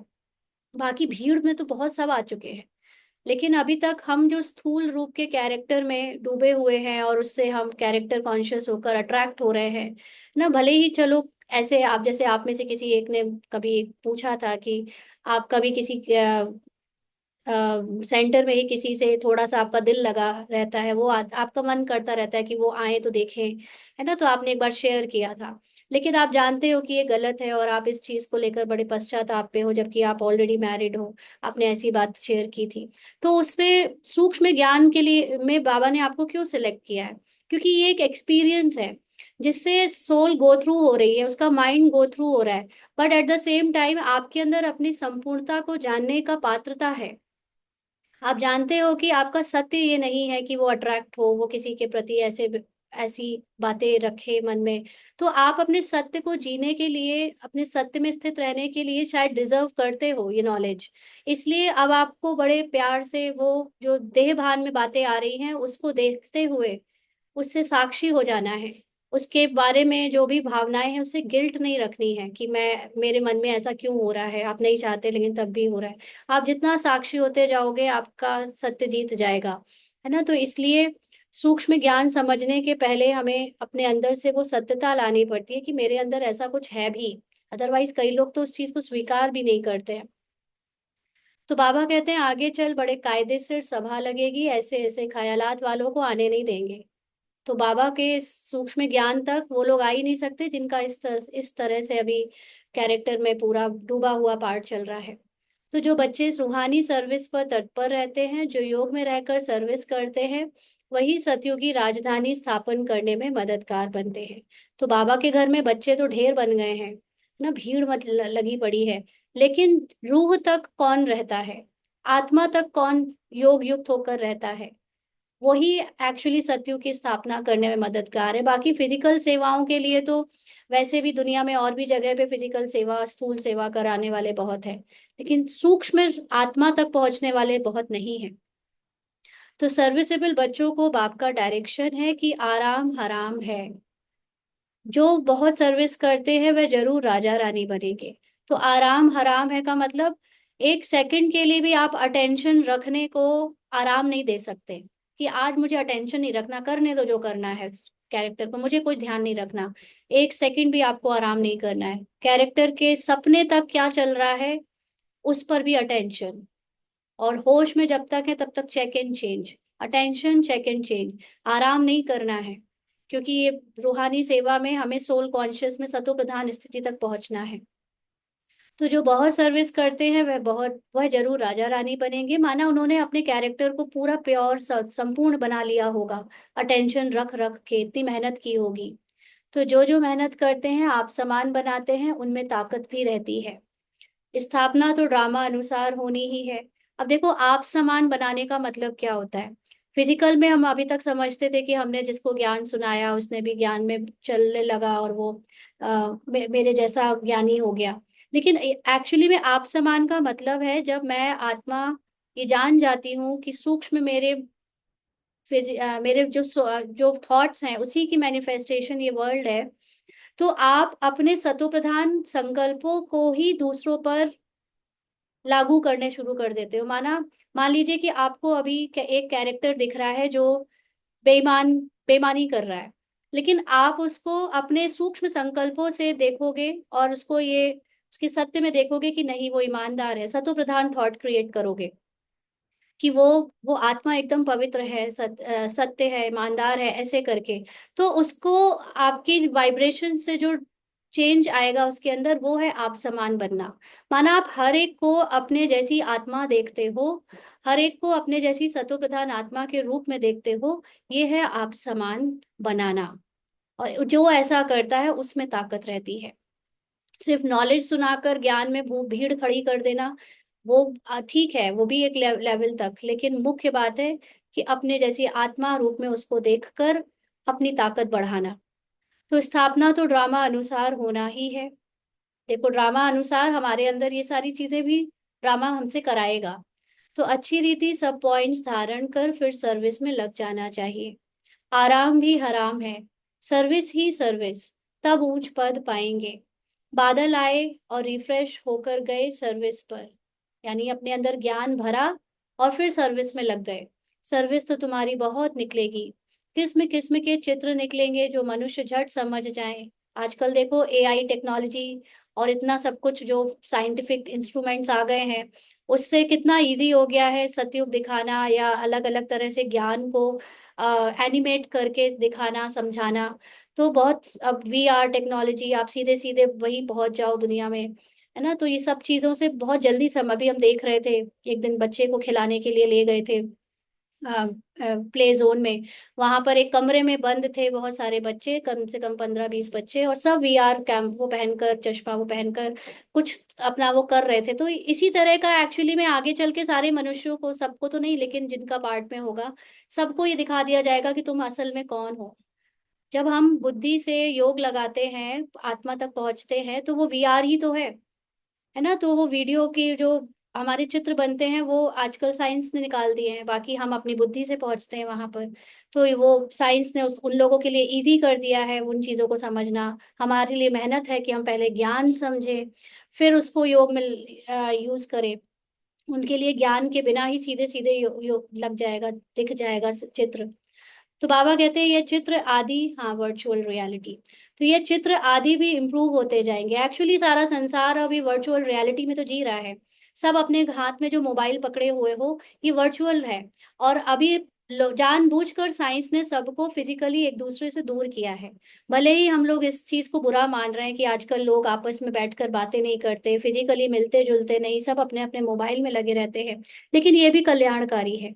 ड्रामा अनुसार ये होना था और हो रहा है, ताकि हर एक को अपने अपने अंदर जाने के लिए ये वर्चुअल दुनिया ही हेल्प करे, और सबको फिजिकल टच से, फिजिकल एक दूसरे के इफेक्ट से दूर ले जाकर उनके सत्य तक पहुंचाए। तो ये गलत नहीं है। स्पिरिचुअली आप इसकी बहुत सूक्ष्म मीनिंग समझोगे तो जितने भी लोग टीवी मोबाइल, खासतौर से मोबाइल में या अपने उसमें हैं, ये इनको एकदम से किसी बहुत नए पैराडाइम में शिफ्ट करने में सहयोगी बनेगा। तो बाबा कहते हैं कि समझाने वाले भी अच्छे हैं तो कुछ समझेंगे। जो अच्छी रीति धारण करते हैं, बाप को याद करते हैं, हाँ इमोशन लेस हो रहे हैं, जो कि होना ही चाहिए। सोल कॉन्शियस स्थिति में feeling less, emotion less, thought less, ये सब बनना है ना। तो हमें हमें कितनी मेहनत करनी पड़ रही है, उनको तो बिना मेहनत किए वो बनते जा रहे हैं। तो उनके लिए सोल कॉन्शियस होना बहुत आसान हो जाएगा। तो बाबा कहते हैं जो अच्छी रीति धारण करते हैं, बाप को याद करते हैं, उनके चेहरे से ही मालूम पड़ जाता है। बाबा हम तो आपको पूरा, आपसे पूरा वर्षा लेंगे, तो उनके अंदर खुशी के ढोल बजते रहेंगे। पूरा वर्षा मतलब हम पूरी नॉलेज लेंगे। कल जैसे बाबा ने कहा ना कि कई बच्चे समझते हैं हम संपूर्ण हो गए। संपूर्ण आप तब तक नहीं हो सकते जब तक आपके अंदर संपूर्ण ज्ञान नहीं आ जाता। और अभी बाबा का ज्ञान चल रहा है, अभी देखो और क्या क्या ज्ञान के रहस्य खुलने हैं, है ना। और ज्ञान लेना ही काफी नहीं, ज्ञान को समझकर उसको धारण करना, तब संपूर्णता आती है। तो अभी तो बाबा के ज्ञान शुरुआत हुई है, नई नई चीजें पता चलने की, अभी तो बहुत कुछ पता चलेगा। और सिर्फ पता चलना काफी नहीं, उसको आपको रियलाइज भी करना पड़ेगा। तो खुशी के ढोल बजते रहेंगे। सर्विस का बहुत शौक होगा। रिफ्रेश हुए और यह भागे। तो यहाँ पे भागने वाली सर्विस की जरूरत नहीं, यहाँ पर तो समझ कर अपने अंदर भागे। बाहर भागने वाला सेवा कर चुके, या करनी होगी तो और करवाएगा बाबा, लेकिन अभी अंदर भागे। ज्ञान लिया और अंदर भागे, तुरंत अंदर उसको इमेजिन में अपनी दुनिया में क्रिएट करना शुरू कर दिया। तो सर्विस के लिए हर एक सेंटर से बहुत तैयार होने चाहिए। तुम्हारी सर्विस तो बहुत फैलती जाएगी, तुम्हारे साथ मिलते जाएंगे, आखिरी में एक दिन सन्यासी भी आएंगे। अभी तो उन्हों की राजाई है, उन्हों के पैरों पर पड़ते हैं, पूजते हैं। बाप कहते हैं यह भूत पूजा है। मेरे तो पैर हैं नहीं, इसलिए पूजने भी नहीं देंगे। मैंने तो यह तन लोन लिया है, इसलिए इनको भाग्यशाली रथ कहा जाता है। देखो, जो निराकार स्वरूप में होता है ना, वो कभी अपनी पूजा नहीं कराएगा। बट हमारे घर में भी बहुत सारे लोगों को अपने अपना रिगार्ड, अपनी वो कराने का जो शौक है, ये भी कहीं ना कहीं सन्यासियों की तरह ही भूत पूजा का अफेक्ट है ना। तो इस समय तुम बच्चे बहुत सौभाग्यशाली हो, क्योंकि तुम यहाँ ईश्वरीय संतान हो। गायन भी है, आत्माएं परमात्मा अलग रहे बहुकाल। यानी परमात्मा तो हमेशा से नॉलेजफुल था, मैं आत्मा इस नॉलेज से कितना दूर हो गई थी।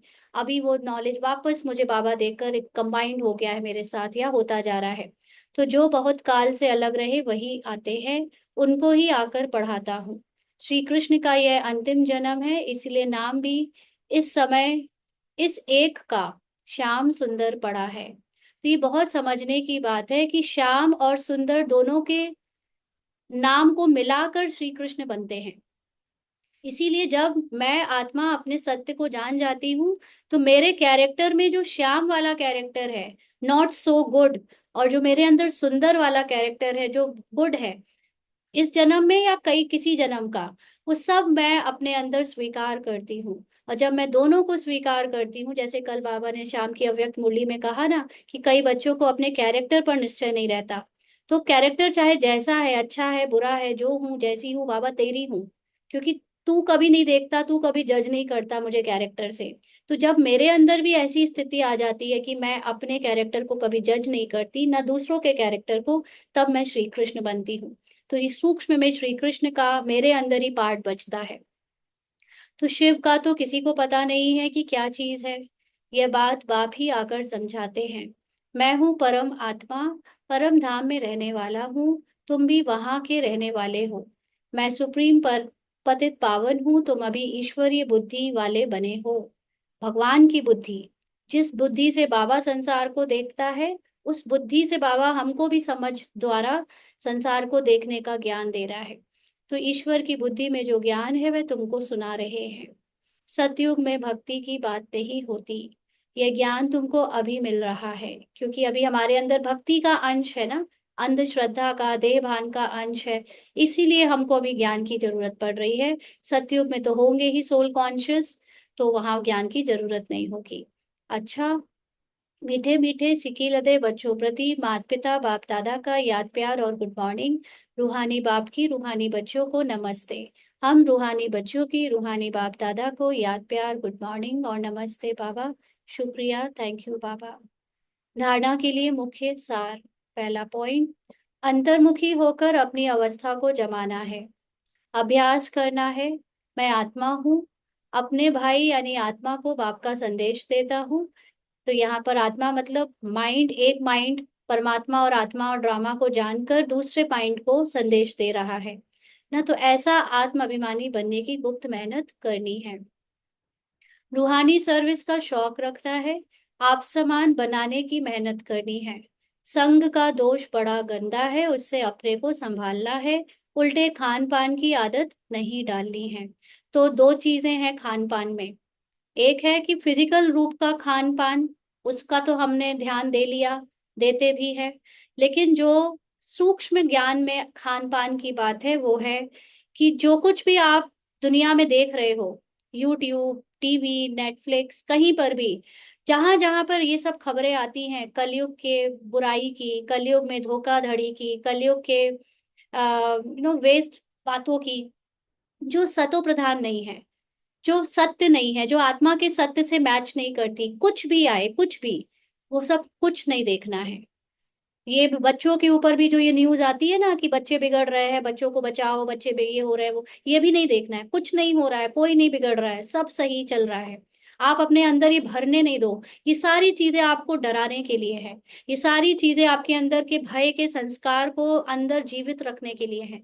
इसलिए कोई भी बात जिससे आपको डराया जाए, आपको आपको डायबिटीज हो रही है, आपको बीपी हो रहा है, आप संसार मर रहा है, ये हो रहा है, वो कुछ नहीं, देखो कुछ नहीं हो रहा है, आत्मा को कुछ नहीं हो सकता। सारा टीवी, मोबाइल, इंटरनेट पे जितनी भी चीजें हैं, ये संग दोष है, ये बड़ा गंदा है, ये आत्मा का सत्य नहीं है। इसलिए उल्टे खान पान की आदत नहीं डालनी है, माना ये सारी बातों को उल्टा करके समझने की और जानने की आदत नहीं डालनी है। क्योंकि अभी ये पूरा मीडिया, पूरा एडवर्टीजमेंट, पूरा संसार की हर ज्यादा से ज्यादा मेजोरिटी चीजें सिर्फ और सिर्फ हमको देह भान में लाकर डराने के लिए है। और ये डर हमारा सत्य नहीं है। कुछ नहीं होगा, कुछ गलत नहीं होगा, कोई गलत नहीं जा रहा, सब सही है। हर चीज को सही दृष्टिकोण से देखना, और उनको देखना ही नहीं, बंद कर दो। कहाँ विनाश हो रहा है, कहाँ क्या हो रहा है, ये हो रहा है, वो नहीं देखना, कुछ नहीं हो रहा। मुझे अपने अंदर की अचल अडोल स्थिति में रहना है। और देख भी रहे हो ना, तो ऐसे देखना कि वो झूठ है, सच मानकर नहीं देखना। आज का वरदान है, विश्व कल्याण के कार्य में सदा बिजी रहने वाले विश्व के आधार मूर्त भव। विश्व कल्याण के कार्य में सदा बिजी रहने वाले विश्व के आधार मूर्त भव। तो विश्व कल्याणकारी बच्चे स्वप्न में भी फ्री नहीं रह सकते, बताया ना। अटेंशन स्वप्न में भी रहना चाहिए, कि जो स्वप्न चल रहा है ये मेरा सत्य नहीं है, ये मैं स्वप्न देख रहा हूँ, इतना होश में रहूं। तो जो दिन रात सेवा में बिजी रहते हैं, उन्हें स्वप्न में भी कई नई नई बातें, सेवा के प्लान व तरीके दिखाई देते हैं। एक्चुअली में ये होता है, जब आप सोल कॉन्शियस स्थिति का प्रैक्टिस अच्छे से कर रहे होते हो, तो नींद आपके लिए नींद नहीं होती, नींद आपके लिए योग बन जाता है। उस वक्त सबकॉन्शियस माइंड में ऐसी ऐसी बातें टच होती हैं, जो आपके सत्य के लिए और आपकी सेवा के लिए ड्रामा आपसे कराना चाहता है, और सिर्फ वही होता है फिर जो प्रैक्टिकली होना है। बाकी समय तो हमारा ये ऊपर वाला कॉन्शियस जिंदा रहता है, लेकिन सोते समय हल्की नींद में सब कॉन्शियस माइंड एक्टिव हो जाता है। इसलिए उस समय भी हमारे अंदर सेवा का या अपने सत्य के ज्ञान का अलग अलग नई नई बातें इमर्ज हों, उसमें आराम नहीं करना है। वे सेवा में बिजी होने के कारण अपने पुरुषार्थ के व्यर्थ से और औरों के भी व्यर्थ से बचे रहते हैं। उनके सामने बेहद विश्व की आत्माएं सदा इमर्ज रहती हैं, उन्हें जरा भी अलबेलापन आ नहीं सकता। ऐसे सेवाधारी बच्चों को आधारभूत बनने का वरदान प्राप्त हो जाता है। जैसे बाबा ने बताया था ना, कि मम्मा और बाबा ने सबसे ज्यादा कमाई सोते समय करी। सोते समय उनके अंदर सूक्ष्म में ज्ञान का, अपने आत्मचिंतन का, सेवा का चलता था। तो उसमें वो काफी सबकॉन्शियस माइंड में उन्होंने सब धारण कर लिया, पूरा ज्ञान धारण कर लिया। और सबसे ज्यादा ज्ञान धारण हमारा सबकॉन्शियस माइंड में तभी होता है। इसीलिए सोते समय ऐसे ही फ्री होकर, अलवेले होकर नहीं सो जाओ। ज्ञान का मनन चिंतन करते करते उसमें डूबे डूबे सो, ताकि आपके अंदर ज्ञान अंदर धारण हो जाए। तो जो बच्चे ऐसी सेवा में स्थित बिजी रहते हैं, वो आधार मूर्त बनने का वरदान प्राप्त करते हैं। स्लोगन है, संगम युग का एक एक सेकंड वर्षों के समान है, इसीलिए अलबेलेपन में समय नहीं गवाओ। ये बहुत इंपॉर्टेंट बात है। एक सेकंड की मेरी सोल कॉन्शियस स्थिति फिजिकल वर्ल्ड को कई कई कई वर्ष के समान मैनिफेस्ट करती है। इसीलिए संगम युग में हम लोगों के साथ बहुत जल्दी जल्दी ऐसा लग रहा होगा कि बहुत चीजें हो रही हैं। क्यों? क्योंकि हर एक चीज के होने के साथ सोल कॉन्शियस स्थिति में अगर मैं स्थित हो जाती हूँ, तो उसका बाहरी रूप में फिजिकल मैनिफेस्टेशन आने वाले समय पर हो सकता है या होता है। इसीलिए अभी अपनी सोल कॉन्शियस स्थिति को बनाने में समय वेस्ट नहीं करो, मतलब दूसरी चीजों में वेस्ट नहीं करो। हर समय कोशिश करो कि मैं आत्मा में स्थित रहूं। आज के अव्यक्त इशारे हैं, जिसके साथ स्वयं सर्वशक्तिवान बाप कंबाइंड है, सर्व शक्तियां स्वतः उनके साथ होंगी। जहाँ सर्व शक्तियां हैं, वहां सफलता ना हो, यह असंभव है। कोई अच्छा साथी लौकिक में भी मिल जाता है तो उसको छोड़ नहीं सकते, ये तो अविनाशी साथी है, कभी धोखा देने वाला साथी नहीं है, सदा ही साथ निभाने वाला साथी है। तो सदा साथ साथ रहो। तो सर्वशक्तिवान बाप, माना उसकी सर्वशक्तिवान नॉलेज मेरे साथ कंबाइंड है, तो उस नॉलेज में ही पावर है। उस नॉलेज में पावर भी है तो निश्चिंतता भी है। और जब वो मेरे साथ है तो मुझे किसी चीज में सफलता मिले नहीं, ऐसा हो ही नहीं सकता। इस नॉलेज में असंभव को संभव करने की शक्ति है बाबा के साथ में, है ना। तो ये कभी धोखा नहीं देगी, ये नहीं सोचो कि कभी धोखा, आप भूल गए तो अलग बात है, बाकी नॉलेज याद है तो हर चीज आपको एक्यूरेट मिलेगी। इसलिए बाबा का साथ निभाओ, साथ साथ रहो। अच्छा, ओम शांति। हाँ जी, आज की मुरली के पॉइंट सुनाएंगे। ओम शांति दीदी। जी। दीदी आज बाबा ने कहा है कि जैसे हर में भी कोई साथी मिल जाता है अच्छा तो उसको छोड़ते नहीं है, ऐसी बाबा भी अविनाशी साथी है। तो मतलब बाबा कैसे, बाबा का ज्ञान हमारे साथ सदा रहना चाहिए बुद्धि में, तो बाबा हमारे साथ है। ठीक है, और कौन बताएगा। श्याम सुंदर माना सबको स्वीकार करना, नो जजमेंट, राइट। आराम हराम है। एक सेकंड भी अटेंशन ना रहे, ऐसे ऐसा नहीं करना है। मतलब हम अब ये आराम आराम अभी तक फिजिकल बुद्धि वालों ने समझा कि चलो बाहर सेवा के लिए भागते रहो, कोई ना कोई सेवा चाहिए, तो अभी हम उसके इतने आदती हो गए हैं कि हमें अपने अंदर जाने में इंटरेस्ट नहीं आ रहा है। हमको दूसरों को ज्ञान सुनाने में, दूसरों के लिए भागने में ही बस मजा आने लगा है। असल में जब तक आप अपने अंदर नहीं भागे हो, आपकी सेवा पूरी नहीं हुई है। तो आपके अंदर जाना माना अटेंशन रखना कि आप अभी आत्माभिमानी हो या नहीं हो, आप अभी सोल कॉन्शियस स्थिति से सब ड्रामा को साक्षी होकर देख रहे हो या नहीं देख रहे हो, इसका हर सेकंड अटेंशन रखना। ये है आराम हराम, मतलब अंदर से आराम नहीं करना है कि हम ना रखें अटेंशन। हाँ जी। आप अपना हर प्रकार का डर कैसे खत्म कर रहे हो। अपने अंदर के हर प्रकार के डर को, अपना मतलब माइंड के, नॉट मेरा, आत्मा का सत्य में कोई डर नहीं है, पहले तो ये याद रखना है। माइंड के डर को अटेंशन रख कर खत्म कर रहे हैं। आप हर समय माइंड में इतना जोर से कैमरा लगाकर बैठे हो कि जैसे ही कोई बात में माइंड को डर लगना शुरू होता है, तुरंत ये देखने लगता है, अच्छा यहाँ डर लग रहा है, यहाँ बस आप देखते जाओ, वो डर खत्म होता जाएगा और कुछ करना नहीं है। क्योंकि मैं आत्मा अपने होश में हूं कि मुझे डर नहीं लगता। अब ये डर आया कहाँ से।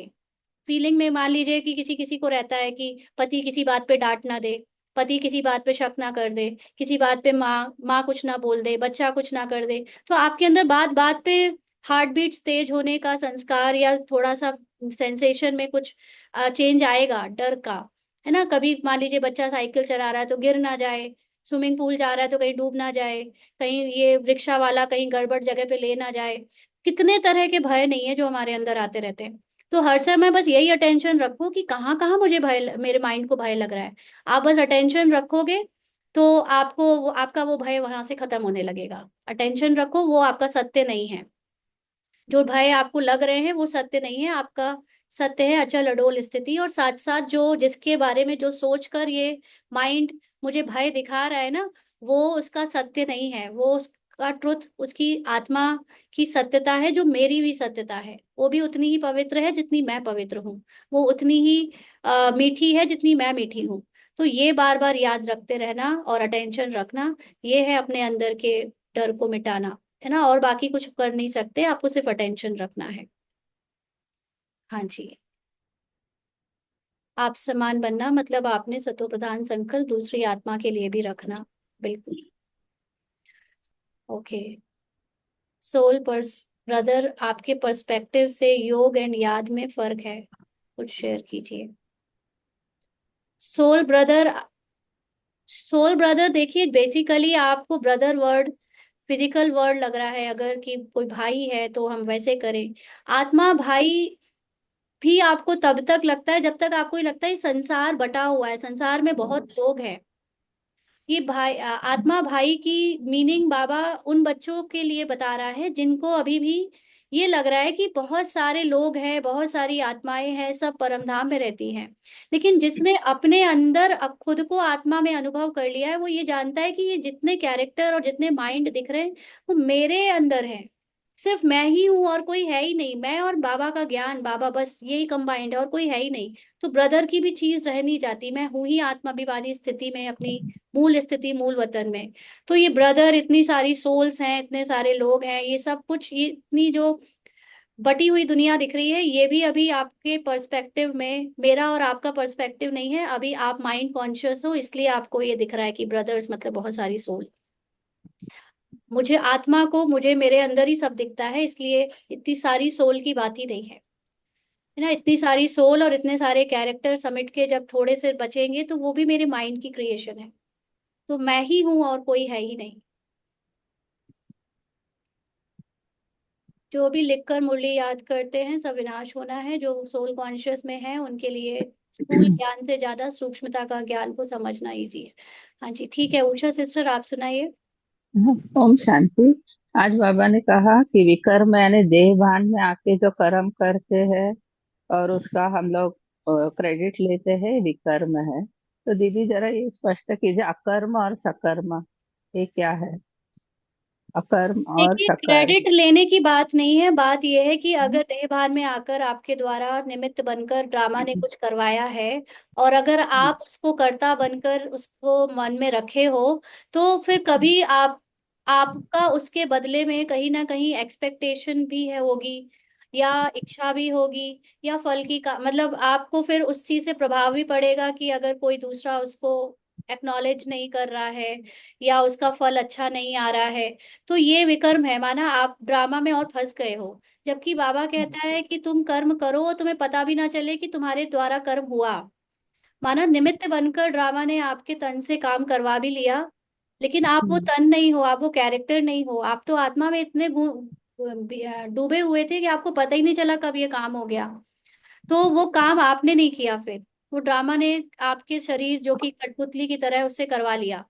और अगर आप में ये भान आ रहा है कि मैंने किया, मुझे थकावट है उसकी, तो मतलब आप देह भान में हो। और ये विकर्म इसलिए है क्योंकि आप उसका फिर भार भी ले रहे हो ना अपने ऊपर।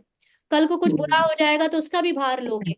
अच्छे का ले रहे हो तो बुरे का भी लोगे, तो दोनों से अफेक्टेड होते रहोगे। इसलिए ना अच्छा ना बुरा, मैं दोनों में ही मैं नहीं हूँ। और सकर्म और अकर्म। सकर्म का मतलब बेसिकली जब सोल कॉन्शियस होकर आप इस वक्त जो काम कर रहे हो, उस कॉन्शियसनेस से आपका जो स्थिति बनती जा रही है वो सकर्म है। और अकर्म हो जाता है तब जब आप completely soul conscious, 100% soul conscious हो जाते हो। तो उसका कोई फल बनता ही नहीं, इसलिए वो प्रारब्ध होती है। सतयुग में जब कंप्लीट सोल कॉन्शियस पार्ट बचता है देवी देवताओं का, तो उनके द्वारा जो कुछ किया जा रहा होता है उसमें रंचक मात्र भी देह भान नहीं होता। इसीलिए उनके कर्म का कोई फल नहीं बनता, वो सिर्फ प्रारब्ध है जो इस समय सोल कॉन्शियस बन गई है उसकी। ठीक है, वो 21 जन्म तक चलेगी। ओके, शुक्रिया बाबा, शुक्रिया, शांति। लक्ष्मी सिस्टर। ओम शांति दीदी। हाँ जी। आज बाबा ने बोला है कि यानी दुनिया वाले जो मनुष्य हैं अपने रोल में यानी कैरेक्टर में डूबकर अपना इंश्योर करवाते हैं, और हम अपनी रूह में रहकर यानी अपनी रूह की स्थिति स्थिति का इंश्योर करवाते हैं। और बाबा ने कहा है कि जो भय है वो भी रावण का संस्कार है, इसलिए हमको उस पर विजय पानी है। ओम शांति दीदी। भय तो एक एग्जाम्पल बताया, भय के साथ दूसरी दूसरी चीजें भी हैं, बट मेन बात तो भय है। हर चीज में भय है। आप देखो, पैसा कमाने के लिए भी भय, कि अगर ज्यादा सोच लिया पैसे के बारे में तो भी हमें शर्म आ जाएगी। एक भय और एक शर्म, कि ब्राह्मण होकर मैं पैसे के बारे में सोचता हूँ, उसमें भी शर्म आ जाएगी। मतलब हमारे अंदर ये चीजें बहुत इनग्रेन्ड हो गई हैं एज अ कैरेक्टर भी, है ना। तो वो हमें बहुत ध्यान रखनी है कि ये बातें हमें छोटा ना महसूस कराने दें। हमें अपनी आत्मा की संपूर्णता में रहना है। जी, श्रद्धा दीदी। ओम शांति। बाबा कहते हैं कि बाबा के बच्चे तो बहुत हैं लेकिन आत्मा का ज्ञान रखने वाले बहुत कम हैं, क्योंकि बाबा का ज्ञान लेकर बाबा का ज्ञान सेलेक्ट करता है आपको। आप ज्ञान को सेलेक्ट नहीं करते। ठीक है, ये समझाने के लिए, माना कि जिसको, कई लोगों को सूक्ष्म ज्ञान समझ में नहीं आ रहा है तो कहते समझाओ। उन्हें नहीं समझा सकते, क्योंकि ज्ञान अगर आप समझाया नहीं जाता, ज्ञान समझ आ जाता है। जिसको आना होता है आ जाता है, जिसको नहीं आना होता है नहीं आ रहा है ना। तो बाबा कोई अलग से पर्सनल ट्यूशन नहीं देता समझाने के लिए। ऐसे ही बाबा के बच्चों में भी जो सूक्ष्म समझा रहे हैं, वो पर्सनली किसी को इतना ट्यूशन देकर समझा नहीं सकते कि आपको समझाएं। आपकी बुद्धि में होगा तो समझ आ जाएगा, मोटी बुद्धि होगी तो समझ नहीं आएगा। तो इसलिए ज्ञान समझ आ रहा है मतलब आपकी बुद्धि साफ है, नहीं है अगर समझ आ रहा है तभी बुद्धि साफ करने की और जरूरत है। अभी ऐसा नहीं कि होगी नहीं, बट अभी थोड़ा सा उसमें सफाई की और जरूरत है। ठीक है, सूर्यवंशी भाई। ये इंश्योरेंस के लिए ब्राह्मणों के लिए प्रीमियम कौन सा भरना पड़ेगा? ज्ञान, ज्ञान और सोल अच्छा, क्या? रियलाइजेशन, साइलेंस में स्थित होना। जब भी बहुत वो हो तो अपने साइलेंस में बैठ जाओ और संकल्प जो आ रहे हैं, तूफान आ रहे हैं, उनको अटेंशन देते रहो कि किस बात के आ रहे हैं, क्या हो रहा है। और उनको अगर पहले तो नोटिस करो, फिर बहुत देर के बाद जब आप नोटिस करना शुरू करोगे तो आपको ये हो जाएगा कि अभी बहुत हो गया, अभी ना उससे भी ऊपर जाना है। क्योंकि अगर रुक नहीं रहे हैं तो आपका बैठना बर्बाद हो जाएगा। लेकिन रुकेंगे नहीं तो आप ये जानते हो कि बाबा कहते हैं ना, उड़ो, चलाओ नहीं, उड़ो। तो उड़ जाओ, अभी संकल्प को आना है, कैरेक्टर के बहुत ज्यादा भान में है, आने दो। बहुत चिंता, बहुत भय, बहुत जो कुछ भी, आने दो। आप इस भय के संकल्प को रोको नहीं, आप इस चिंता के संकल्प को रोको नहीं। आप तो इससे ऊपर हो जाओ, जो आत्मा के सत्य में कोई चिंता नहीं है, कोई भय नहीं है, कोई कमी नहीं है, कोई कमजोरी नहीं है। आप उसमें स्थित हो जाओ, उसमें अपना ध्यान लगा दो, नीचे चलने दो जो चल रहा है। तो जब आप इस रियलाइजेशन को बार बार करने के लिए टाइम निकालोगे तो यही प्रीमियम है, यही आपकी इटर्नल लॉन्ग लास्टिंग आत्मा का अमर होने का अनुभव है। ठीक है। अच्छा, ठीक है, ठीक हाँ जी, ठीक है जी। साक्षात्कार ट्रुथ नहीं, ट्रुथ की किस समझ। बिल्कुल, कंडीशनिंग चेक। हाँ जी, और लता सिस्टर। दीदी, बाबा कहते संघ की संभाल करनी है, इसमें कौन कौन सा संघ? देखिए, संघ तो पहले आप अगर फिजिकल कॉन्शियसनेस में हो तो संघ का मतलब हम लोग यही समझते थे कि भाई जो लोग बाहरी रूप से फालतू की बातें कर रहे हैं, ड्रामा की बातें कर रहे हैं या नॉन ज्ञान की बातें कर रहे हैं, वो संघ है ना। तो वो अगर आप उस लेवल पे हो तो अभी आप उस संघ से अपनी संभाल करो कि जो जो लोग, जैसे मान लीजिए कई बार ऐसे ही है कि आपके परिवार के ही लोग हैं, फोन कर करके आपको बार बार किसी परेशानी के बारे में बार बार बता रहे हैं, आपके मन को बार बार दुखी करने की मतलब वो कोशिश नहीं कर रहे, वो तो सत्य बता रहे होंगे अपने हिसाब से, लेकिन आप उसको लेकर दुखी हो रहे हो, आप कैरेक्टर में डूब रहे हो। तो आप उनसे भी बचो, आप उनकी भी बातें नहीं सुनो। जो कंप्लेन कर रहे हैं, जो नेगेटिव बातें कर रहे हैं, जो हर समय किसी की कमी कमजोरी ही देखते हैं, या जो बाहर की चीजों का क्या खरीदना है, प्रॉपर्टी खरीदनी है, शॉपिंग करनी है, या नया क्या फैशन में आ गया है, खाने पीने की बातें, इन सब संग से फिजिकल रूप से बचो, है ना। और अगर आप इन सब से कर चुके हो ऑलरेडी तो सूक्ष्म में जो पुरुषार्थ कर रहे हैं उनके लिए तो ये हो जाता है कि अब आप इन सब के बीच में रहते हुए भी अब आप अपने मन में उनका अफेक्ट आने से बचाओ।